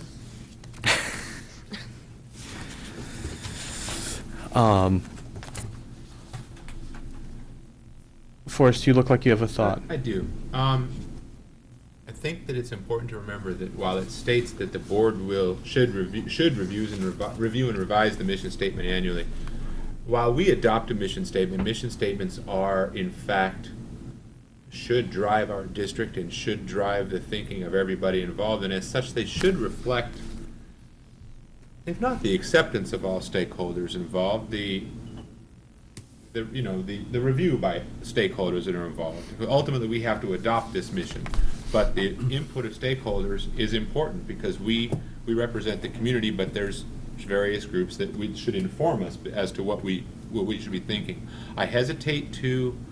Honestly, I hesitate. Every 5 years you should probably open it up and do the whole rewrite. Throw it out there, hear from everybody. But on a yearly basis, I think if we make any changes, we at least ought to do first read, second read, and give some folks a chance to come up and say something if they want to on the yearly review. The stakeholders, you mean? Yeah. our students, our Right. staff, Right. our parents, our community members. And then, every 5 to 7 years or whenever it seems appropriate, you probably should open it up and just, re-chew the whole thing. But I have one word here, and it's a matter of placement. It's not a word choice. And the priorities that we put on things as a school. And I will throw that out there at this point. And it has to do with the word intellectual. And it currently reads, learning community that embraces diversity in response to the social, emotional, intellectual, and physical needs of every child. Our primary mission is education. I'm of the opinion that word intellectual should be first on the list and perhaps not third. The others are important. And that's why they are all in there. However, I think that our primary focus is education, and as such, we should probably reflect that in our mission statement. If you make these changes, frankly, better do it soon, because the accreditation effort so much of it hinges on that mission statement. That's right. So, if you're going to act on this, let's act on it. As we begin this review process, the questions, not only narration, but how do you bring this mission statement to life, will be asked and asked and asked. This is like in accounting. You can have a wonderful internal control document which no one has read or implemented, and you fail miserably then, the audit. In essence, there will be an audit on this mission statement. Is it understood? Is it implemented in the district? So it's a good point to do it. And if you are going to make those modifications, please do so. And from a NEAS standpoint, I think it shows well that it is being reviewed, it is being actively, and to tinker with it as opposed to renew it. To tinker with it shows that you're doing due diligence to keep that mission statement out in front and moving forward. That it's not just a non-used internal it's a living control statement. document. So I while I agree with your comment about, let's get it done if we're going to do it, doing it in and of itself is an important message for NEAS. Absolutely, absolutely. Can we push it back to the next meeting and talk about it some more? Well, perhaps I could propose that we could consider this, given your comments, call this our first read, Yes. and then at the next meeting, it can be, we can modified, yeah, or we would give the opportunity for stakeholders to come at the next meeting, and if there are things that are exceptional or missing or what have you. We have a chair helping with the NEAS accreditation. We'll have to have staff members, principals. I think a number of key players involved in this whole process should be present at that meeting as well. School board members also. Oh, school board members, but I mean, I don't think this should be something done in isolation. Right. I don't want it done in especially as it isolation. spills over into what we That's need why- to do with that accreditation effort. I think Cliff's idea is appropriate. We could consider a change, or if we want to bring up changing the word fostering to something else, we could do those things and have this is where we'd like to go. Yeah. And then I'd like our principals to get it out to the staff and get, Feedback, get us some feedback for the 18th so that we, Right. maybe we'll be able to be done on the 18th, but we may get some feedback that means we tweak it one more time. I'd rather between now and our meeting in July, it's done. But we do get a little feedback from various folks. And I think that's important. As I reflect a little bit more, I'm not going to be at the next school board meeting. And this being our mission statement, it's kind of, I think, important that all members be present. So I would not want to have the final action to occur at that meeting. And I think if we have it done by September, we're okay. And that's why I suggest we have our one meeting in July. Yeah. And this could be an item for our meeting in July. That doesn't mean certainly we want our feedback by the 18th. Yep. Which gives us time then to think about it between our meeting then in July, and then we'll take action at our July meeting. Yeah, I don't want this to dominate the policy committee discussions through a lot of meetings, but I want to give it its deserved time. And I think we need to make it very clear that we're we're not looking, or at least I'm not looking for feedback from stakeholders on the entirety of the mission statement. Right. We're looking for feedback on proposed changes to the mission statement. So it's the order. You're looking in an order, Yeah. a sequence. Because again, at this point, I don't think You it's, don't want someone to rewrite the thing and come in here. it's Yeah, not prudent that's to not- reopen it and redevelop an entire No, new it's mission not. statement with NEAS coming. Right. We're talking about feedback to a proposed change. Right. And the word fostering, we're not pursuing a change at this point, or are you looking at? We're just thinking small. Like Yeah. fostering links to the broader community. You Yeah. know, I don't know what that means. Well, frankly, I'd rather forge links than foster links. But, you know, to play with that term as opposed to the other issue that's being addressed, I think we can forego adjusting that. All right. Okay, so that discussion will continue at the meeting on the 18th, and we will have it, hopefully have lots of feedback and be able to finalize it on the meeting in July. Yeah. Excellent. Okay. And the other policy is the drug-free workplace policy, ADB, which is, it says also GBEC. Some of the policies are they fall under a couple different categories, therefore the same policy appears twice in the policy manual. And I think the GBEC is the student version of the drug-free schools policy as Right. opposed to drug-free workplace Workplace. policy, which applies specifically to staff. Yeah.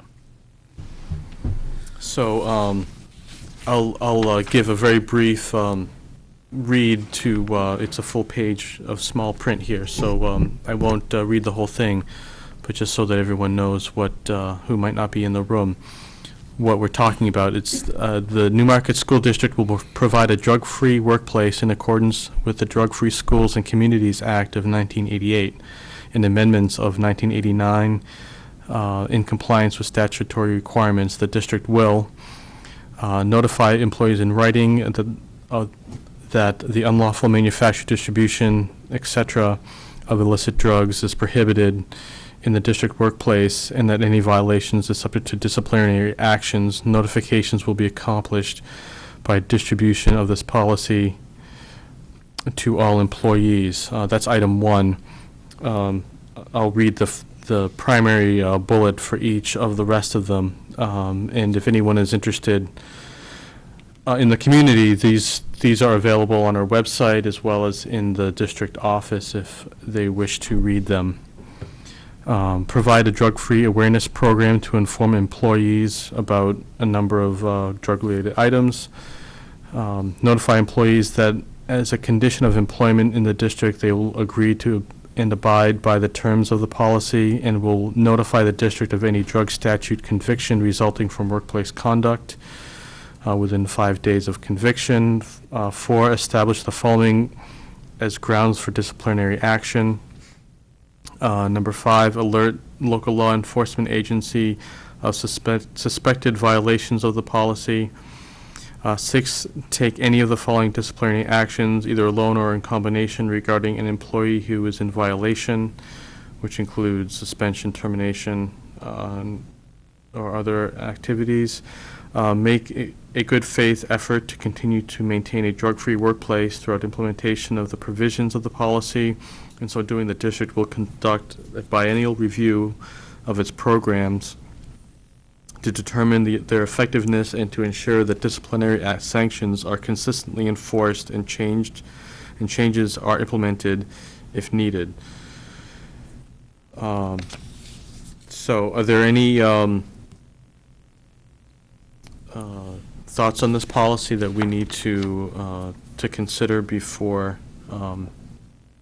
moving forward?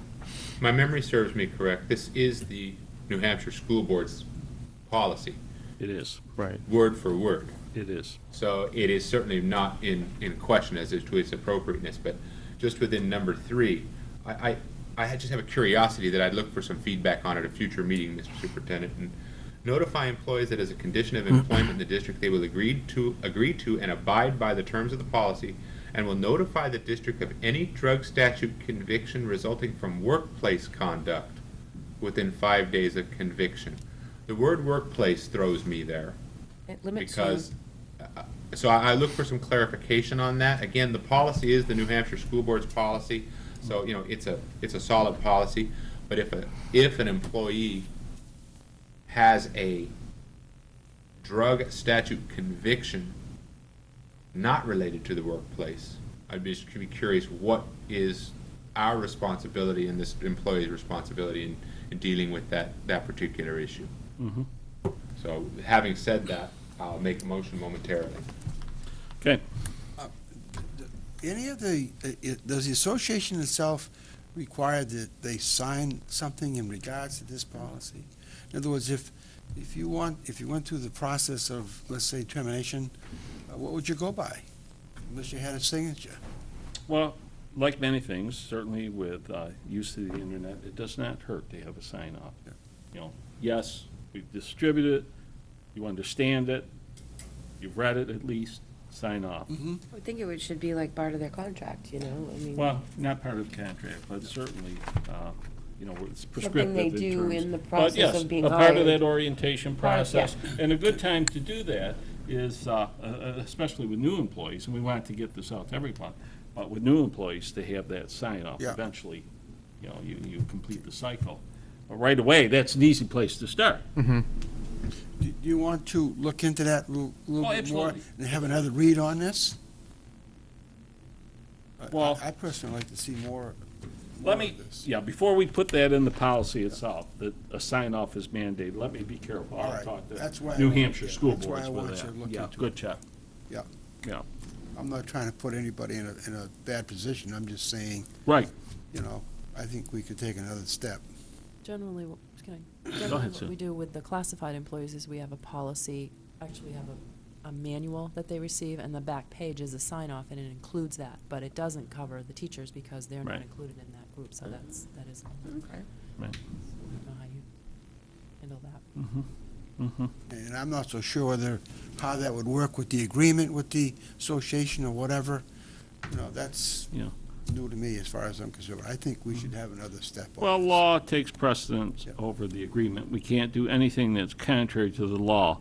But, what practice is, we want to be sure we are in Yes. accord with acceptable Yes, practice that, absolutely. yeah. Any other comments? Forrest, did you want to offer a motion? Make a motion that we affirm policy ADB as written. Thank you. Is there a second? I'll second it. Now, I'll second it, but can we hold off on this and get another read on this? That's what I was thinking about. We can affirm this policy tonight. We can always reopen a policy Okay. if we need to in the future to make adjustments to it. Yeah. We're fulfilling our duty by policy to review and affirm certain policies at the beginning of our year.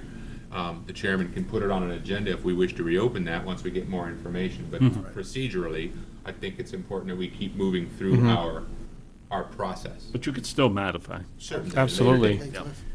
Yeah, and I guess for anyone, if, if there's a particular policy of interest, not one that's fresh in our minds because it's been, brought forward as one of the ones that we need to do, certainly you're welcome to bring it forward to, for review. Hear what Mark has to say when he goes back and does some research on it.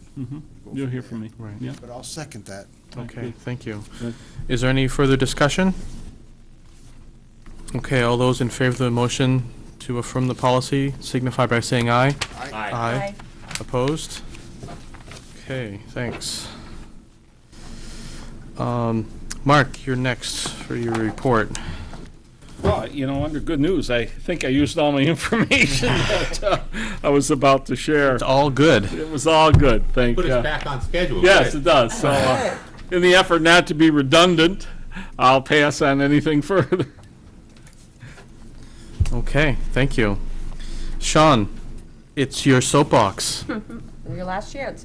All right. So we have less than 2 weeks to go in the school year. Who's counting? Is that- Who's counting?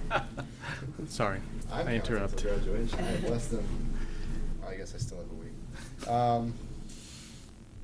Senior exams are now underway. The last day of regular classes for the seniors was yesterday. Exams started today and will run through Tuesday the 9th. And as you talked about earlier, the exams for the rest of the high school will start on Thursday the 18th. Yesterday, during the advisory period, which runs from about 8:15 to 8:30 in the morning, the entire junior high and high school participated in a school-wide walk. The course, it was kind of a big loop. It ran around the outside of the school and then down around the B field, the softball field near the rec center. Each advisory participated in the walk. A lot of people got very into it. You saw some people competitively walking as fast as they could, doing several laps. But it was nice to see. Basically, we were trying to promote being physically fit, getting out, being active, getting outside.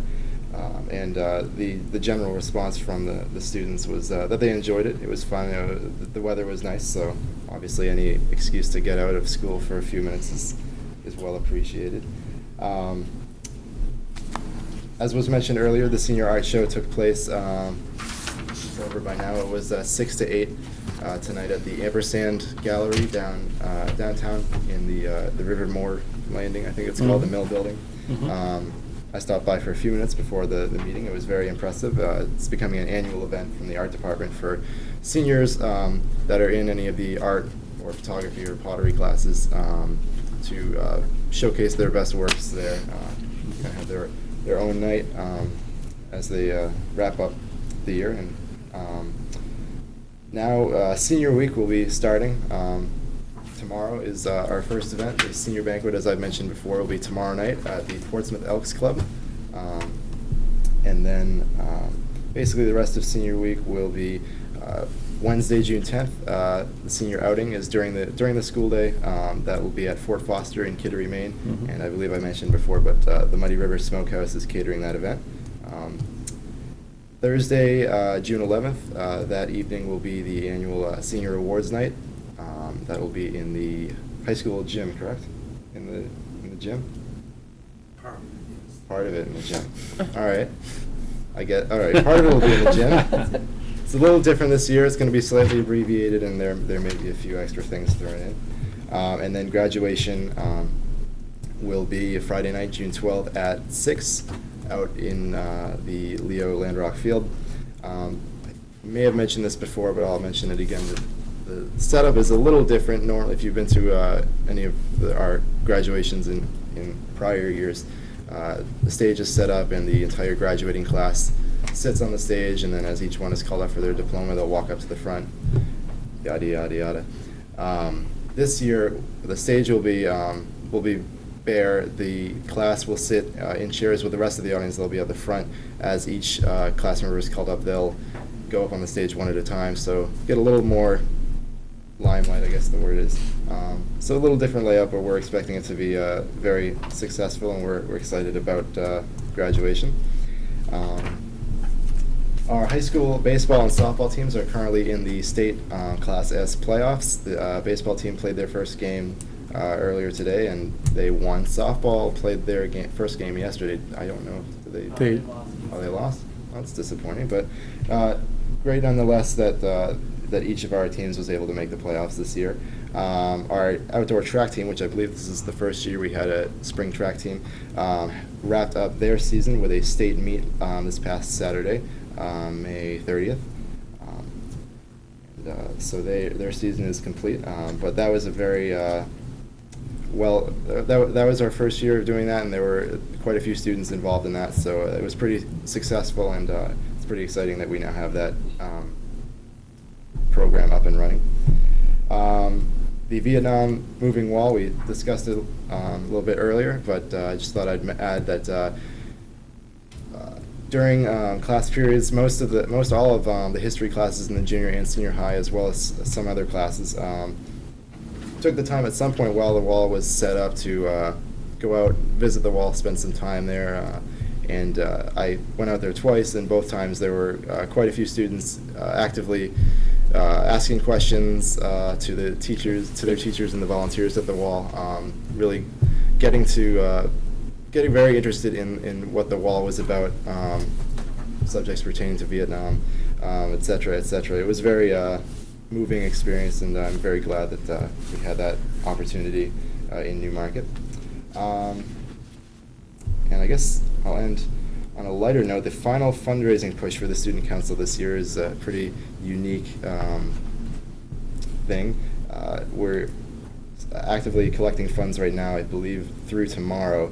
I'm trying to raise enough money. I believe it's $350. If we raise enough, Mr. Andriski has agreed to shave his soul patch. For those of you who don't know what a soul patch is, it's a little bit of facial hair directly under the center of your lips. It's pretty atrocious. So that's it. Good. Question. Sure. Sean, how did the students in the school react? Was there discussions and so forth about the track meet on 30th of May? The results and how they felt about running it and so forth? From talking to some of the members of the track team, they were very excited and glad. A lot of them, as track first started and they had to run every day, they were like, "This, I can't believe I agreed to do this. This is so draining. I don't like it." But they were very sad to see it end. They enjoyed it a lot. So, yeah, I think it was a very positive experience for all of them. So your opinion, you think we can expand that next year? Absolutely. I'm very glad to see our athletic programs further expand. There were, I want to say, 18 on the track team, somewhere around there. Mm-hmm. And last year, there were maybe half that, and in the years prior, maybe 1 to 3. Really? So it's really grown exponentially, and it seems to, my sense is it has some staying power, which is great. We've got some good folks coaching, and a lot of enthusiasm about it. So a very positive experience, I think, for all the kids. Okay. Well, thank you, Sean. It's been, as I mentioned, a joy to have you here to help remind us of why we do this. So much appreciated. Thank you for the whole year. Congratulations on graduating. Thank you. Appreciate What's it. next year, Sean? Sorry? What's next year? Oh, my plan for next year? Yeah. I'll be doing a year at Great Bay Community College in the liberal arts program.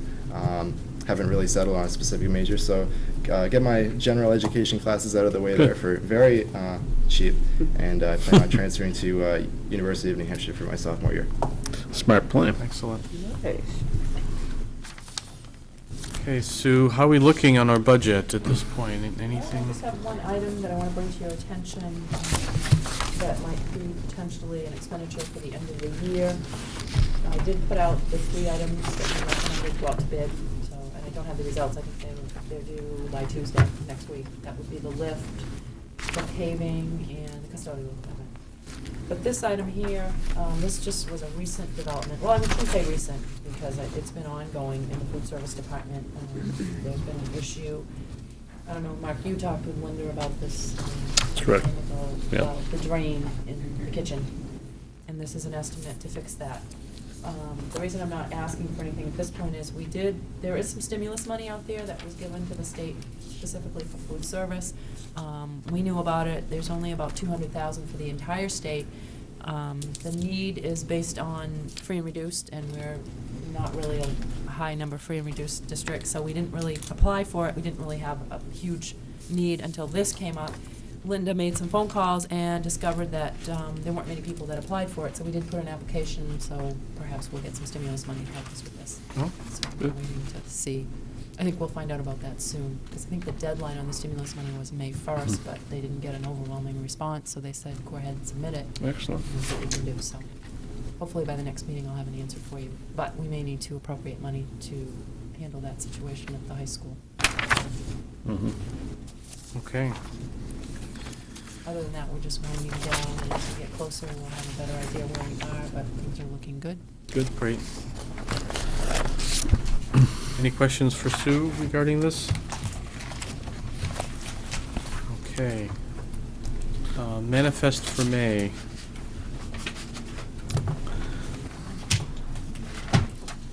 Make a motion that we approve the manifest for May in the amount of $557,114.54. And I'll second that. Thank you. Any discussion? Okay, all those in favor signify by saying aye. Aye. Opposed? Okay. Resignations. I do have a couple of resignations in addition to what we have in your packet as well. And a clarification under resignations. It's not a resignation, but a request for a maternity leave. Let me pass these out.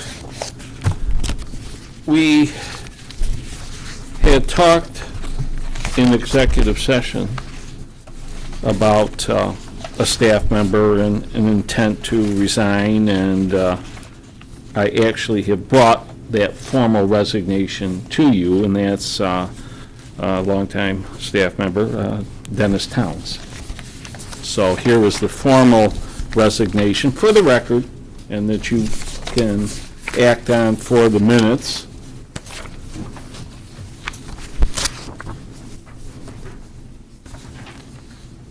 I also have a resignation for retirement purposes that was presented to me on June 3rd from Elaine McNulty Knight, our Special Education Student Services Director. So that's for your information as well, in action.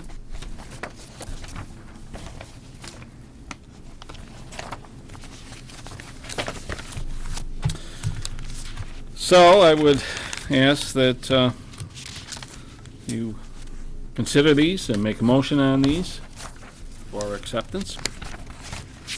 And then also the request for maternity leave.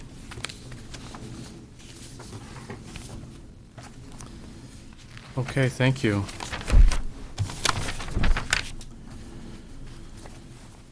Well, should we start with Dennis Towns, since he was the first one that you mentioned? I'd entertain a motion regarding the acceptance of that resignation letter.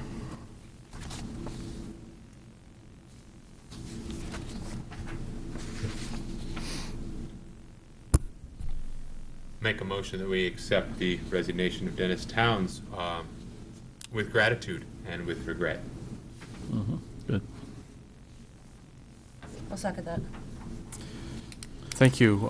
Any discussion? Forrest, I appreciate your comments of gratitude and regret. I think that's very fitting in this situation. He's been a valuable asset to our whole community, and he'll continue to be missed. Okay, hearing no other comments, all those in favor of the motion signify by saying aye. Aye. Aye. Opposed? Okay, and regarding Ms. McNulty Knight.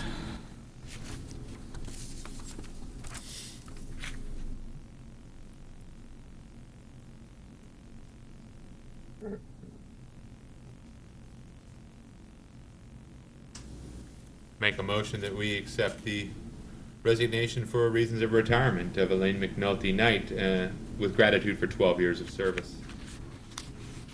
I'll second that also. Thank you. Any discussion? I would also like to add our gratitude for her years of service to our school district. Okay, hearing no further comments, all those in favor signify by saying aye. Aye. Aye. Opposed? Okay, and next I have in my packet is from Kathleen, how do you say that? Panoff. Enough? Okay, thank you.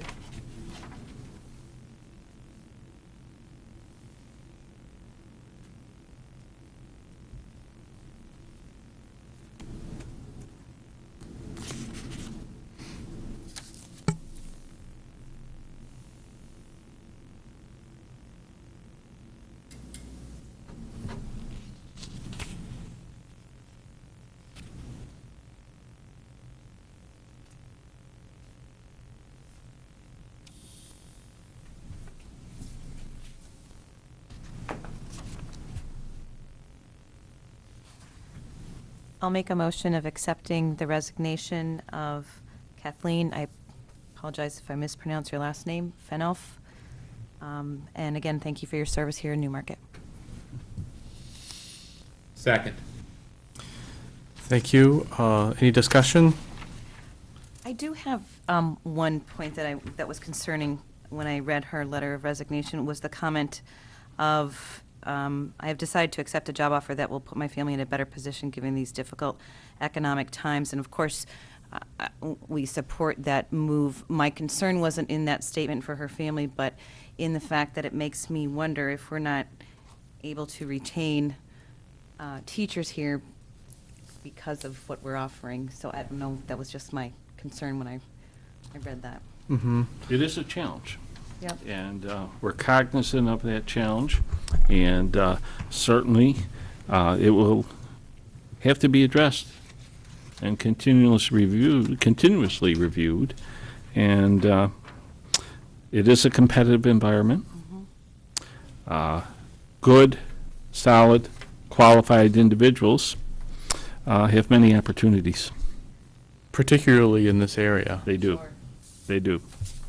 It's in the medical field. There's a lot of opportunity there, and it's difficult for a school district to offer very competitive salaries. Yes.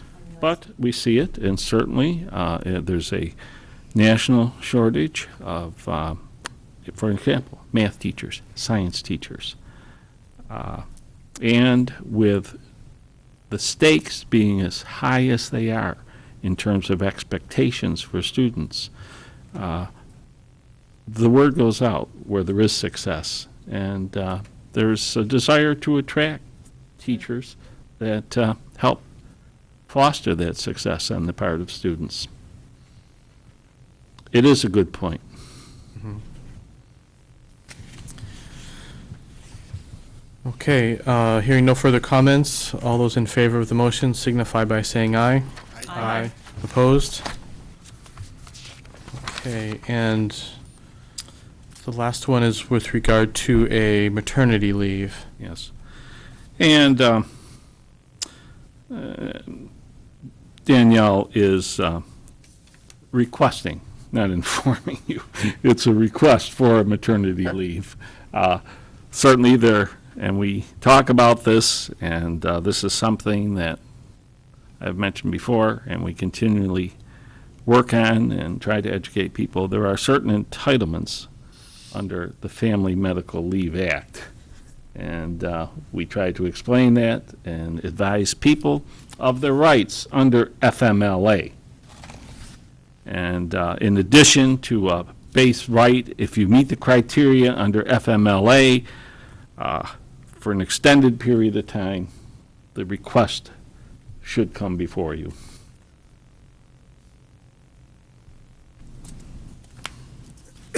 Okay. So I entertain a motion to accept the proposal for taking a maternity leave, given the dates indicated for the 2009-2010 school year. So moved on that. Thanks, Chad. I have a question. I mean, it doesn't state like when it'll be over. Discussion. Oh, sorry. We'll get to the My discussion. bad. Quite all right. I second that. Thanks, Meg. And so for discussion, Kelly, Yeah, I mean, she's due on December 1st. She's going to work up until, I mean, I know when I had my maternity leaves, I had to give some kind of indication when I would come back. I mean, is it just going to be the beginning of the school year, or Well, it will be December after the, well, it sounds like, and it's a good point, Kelly, I also plan to return to finish out the school year with my students following my leave, so we'll have to look at the exact date. I mean, I don't need What? No, it's a good point. What I assume at this point, and not having anything to the contrary, that the ceiling of the leave period would be the 12 weeks under FMLA. just like In the absence, no, it's a good point, we better know. In the absence of a statement to the contrary, then that's the ceiling, 12 weeks. Now, the clock stops with days that we're not in session, but it is 12 weeks, and the count is defined under FMLA that you must take, but the 12 weeks would be work days entered into that period, not vacation days, actual compensated days. So according to the letter, she would start the school year in September? Yeah, Right. yeah, Okay. right, and work up right. through sometime shortly before December the 1st. Then And that those would 12 be- weeks would start on whatever day. Whenever she leaves. Yeah, I mean, All who right. knows when that's going to begin? Yep. God love her. Right. But I'll go through that, particularly with her, so there's no misunderstanding as to, you know, I mean, it's up to certainly the individual requesting the leave. They may say, well, geez, you know, I'll be back in 4 weeks. We can't mandate it. But, well, I won't get into all FMLA. That's a session in itself. I appreciate your mastery of the topic. It will serve us well, I'm sure, more than once. So even though we don't have the exact, we can still accept this? Yeah, I mean, we can still. Let me go over this with Danielle, and why don't we delay acting on this until I'm sure it's clear in her mind what is at issue in terms of a time frame, and does she envision something different in terms of a request to you beyond FMLA? Okay. Well, I'll withdraw my second. Okay. Thanks. Who made the motion? I seconded it. You Oh, I'm said- sorry. You made that motion, and I think I'll Kelly withdraw my seconded. motion, Yes. Okay, All right, I seconded it by going right into Yes, discussion. okay. Yeah. yep, okay. So to be discussed further at a later date. yeah. Okay, are there any further resignations? That's plenty. Yeah. But it is the time of year where this Yeah. is something that happens more often. So, moving on to nominations then. Right. We have a nomination for a Sarah Chagon. Is that adequate pronunciation? For 5th grade special education position? We do. And Elaine has prepared the nomination sheet for you.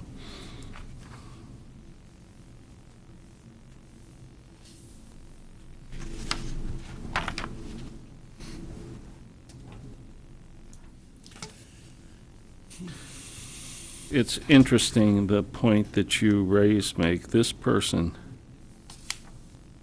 coming to Newmarket is taking a substantial pay cut, That's interesting. but desires to be in this particular district for a whole host of reasons. And a lot of it is the availability of staff, other specialists in the district to, frankly, have discussions and be able to consult with. So there was quite a trade-off in compensation. I'll make a motion to accept the nomination of Sarah Chagon. Thank you, Chet. I'll second that. Thank you. Any discussion? can I ask a question about the makeup of the interview committee? I was just curious, are there ever regular ed representation in the interview committee? You know, I don't know, Meg, specifically, you know, if that has happened in the past, but I'll get that answer for you. Okay. Yeah. Thank you.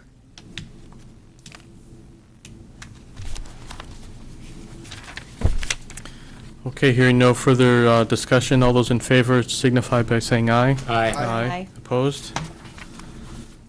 Any other nominations this evening? Yes, we do.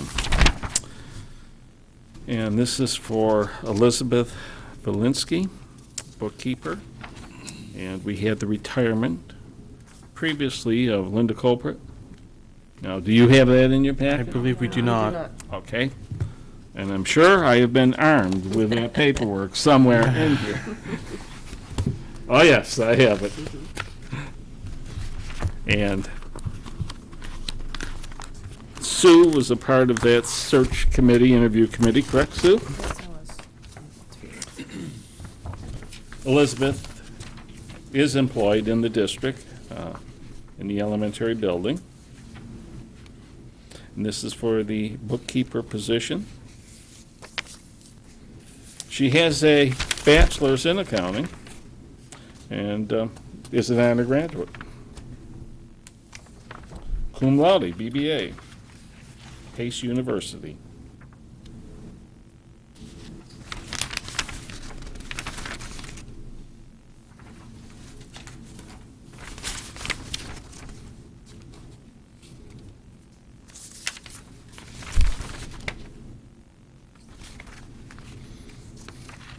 And it certainly is nice to see individuals within the organization have the opportunity to have choices and other options.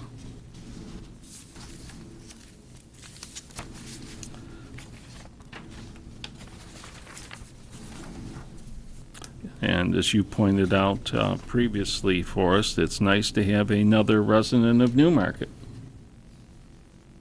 in a position.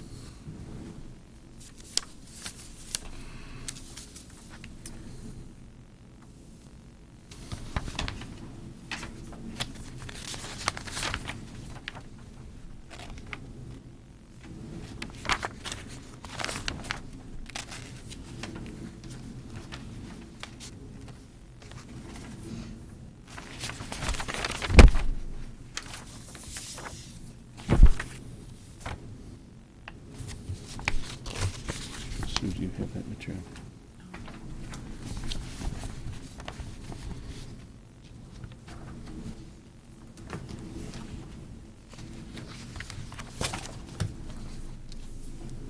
Is there a motion regarding this nomination? I'll make a motion to accept Elizabeth Valinsky as a position of bookkeeper. Second?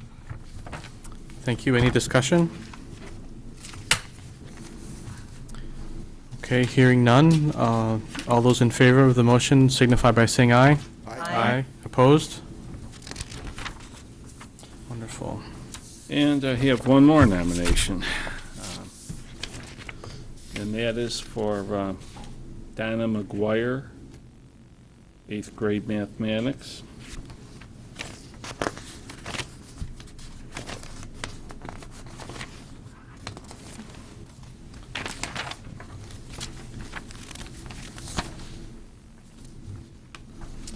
Donna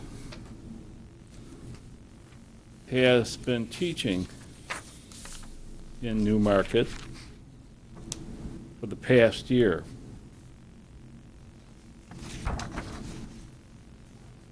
Donna has successfully achieved highly qualified teacher status.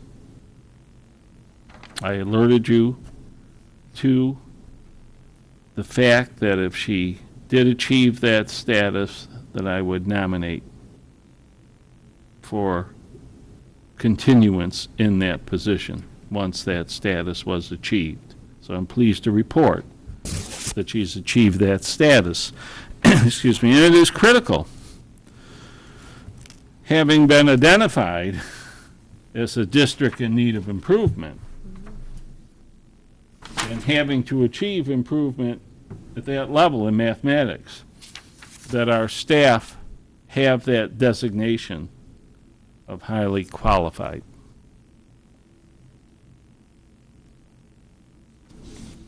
Okay.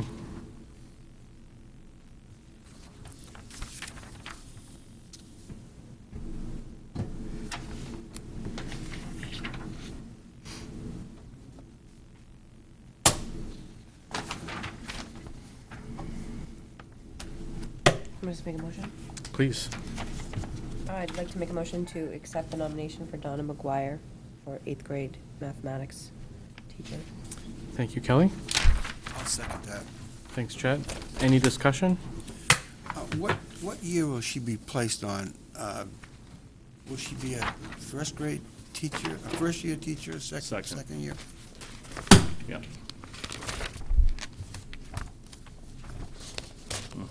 I feel I'd just like to, I may sound like a broken record by now, but I really appreciate the text comments in the back. They really add a lot to these forms. Nice little synopsis that Hampshire. Captures a whole lot more than some education milestones and whatnot. Yes. Any further discussion? All those in favor signify by saying aye. Aye. Aye. Opposed? Are there more? I will go through my papers one more time before I answer that. No, there are Okay. not more. Thank you. Thank you. Classified Oh, employees. we do Yeah, have we classified saw, yeah, employees, yeah. however. We do. Yep. We do.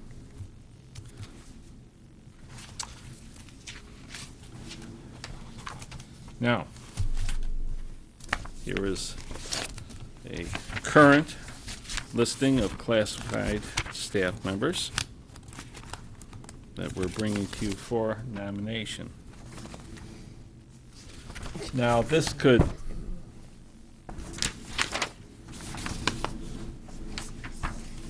sat down with each of the principals too, especially in the buildings where, we have aides and,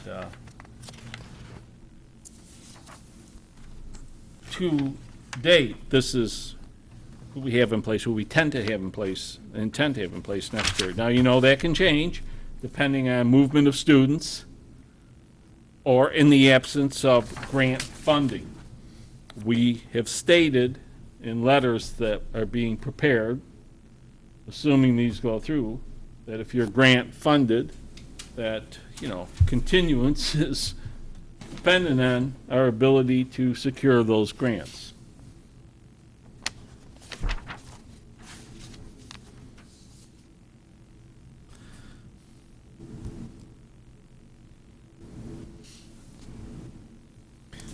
So at this point, there's no expectation of change in, At this point, Right. as of today, there is no Okay. expectation.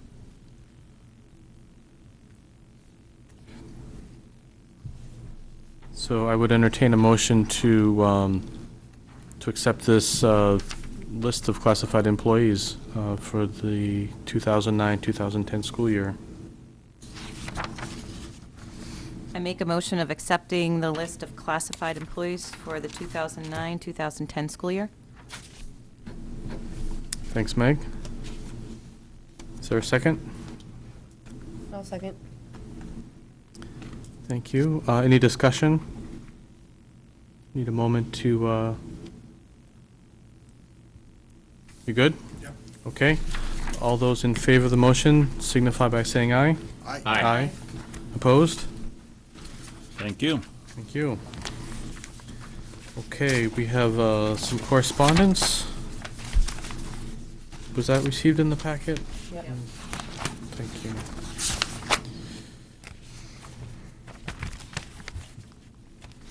Yes, this is regarding a request. This is a fairly typical thing this time of year. It is. Where the family has relocated to a neighboring community and is looking to have their child finish the school year with their peers. And as, I guess there's a financial piece to this, potentially, it's appropriate, I think, that we have a motion regarding this, or is this just for information? Well- Recalling, we have handled this with a motion in the past, but I may be wrong. You have what? I'm not sure, have we formally accepted these in the past, Sue, do you recall? Is there a need for that? We have. I think you have. Yeah. I believe we've empowered the superintendent to make these decisions in general. Okay. Is my memory. Okay. I don't remember that we got a particular family issue. I believe through motion, we empowered the superintendent to grant these on an Okay. as-needed Right. basis. Well, I would appreciate that. Yeah. But to bring us any that are unusual, if someone was requesting to finish this year and come back next year, Yeah, right. then that would be something we would wish to, that would truly have a financial impact. Sure. Right. As opposed to the last 3 weeks of school. Right. So I don't believe we've taken a specific motion on this in the past. And I certainly wouldn't recommend billing tuition for a couple of weeks No, of school. no. So, And I think it's appropriate that we receive these, so as for an information purpose. well, I do as well. In But- case there is a query, did you know, or whatever, you do know. Right. And I guess my opinion on the matter is that if there were a student that was, where someone had moved into Newmarket and they wanted to finish their school year in their current community, I would appreciate that community affording us the same courtesy. Sure. It's about the kids, after It all, is. and this is, will better educate the child for the rest of the school year, in addition to other items that you could point to in our mission statement. Well, that's a good point, Cliff. These are New Hampshire children. Mhm. They are New Hampshire children. Yeah. Okay. And the last thing I did bring is an updated enrollment report for your information as well. Great.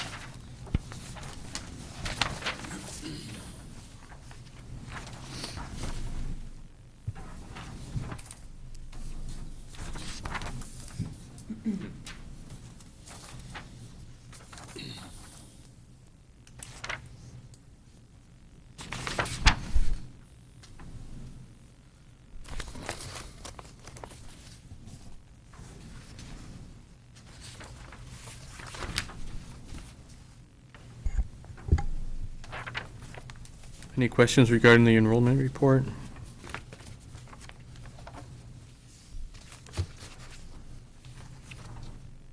Bottom lines don't add up again.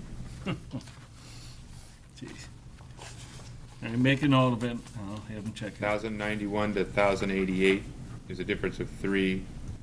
I show it should be a difference of 4. Now, whether that's the numbers in the bottom or something in the top. All right, duly noted. We'll have it checked.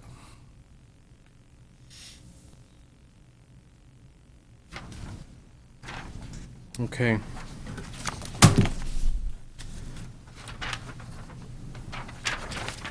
The calendar for June, a lot of things have been already mentioned regarding the school year and the senior schedule.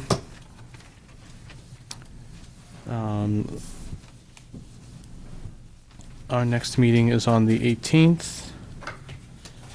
Are there any other items of note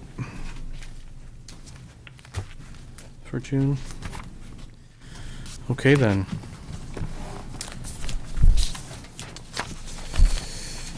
Then, unless there's other business, we do have, I think, need for a brief non-public discussion regarding a personnel matter, so RSA 91A:3, Roman numeral 2C, again, right?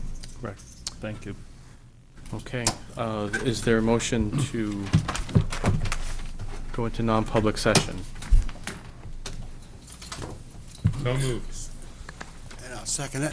Thank you. All those in favor signify by saying aye. Aye. Thank All you. right. Good night. Thanks, Sean. Well, good luck to you. So, Touch. You're not going to major in boxcars and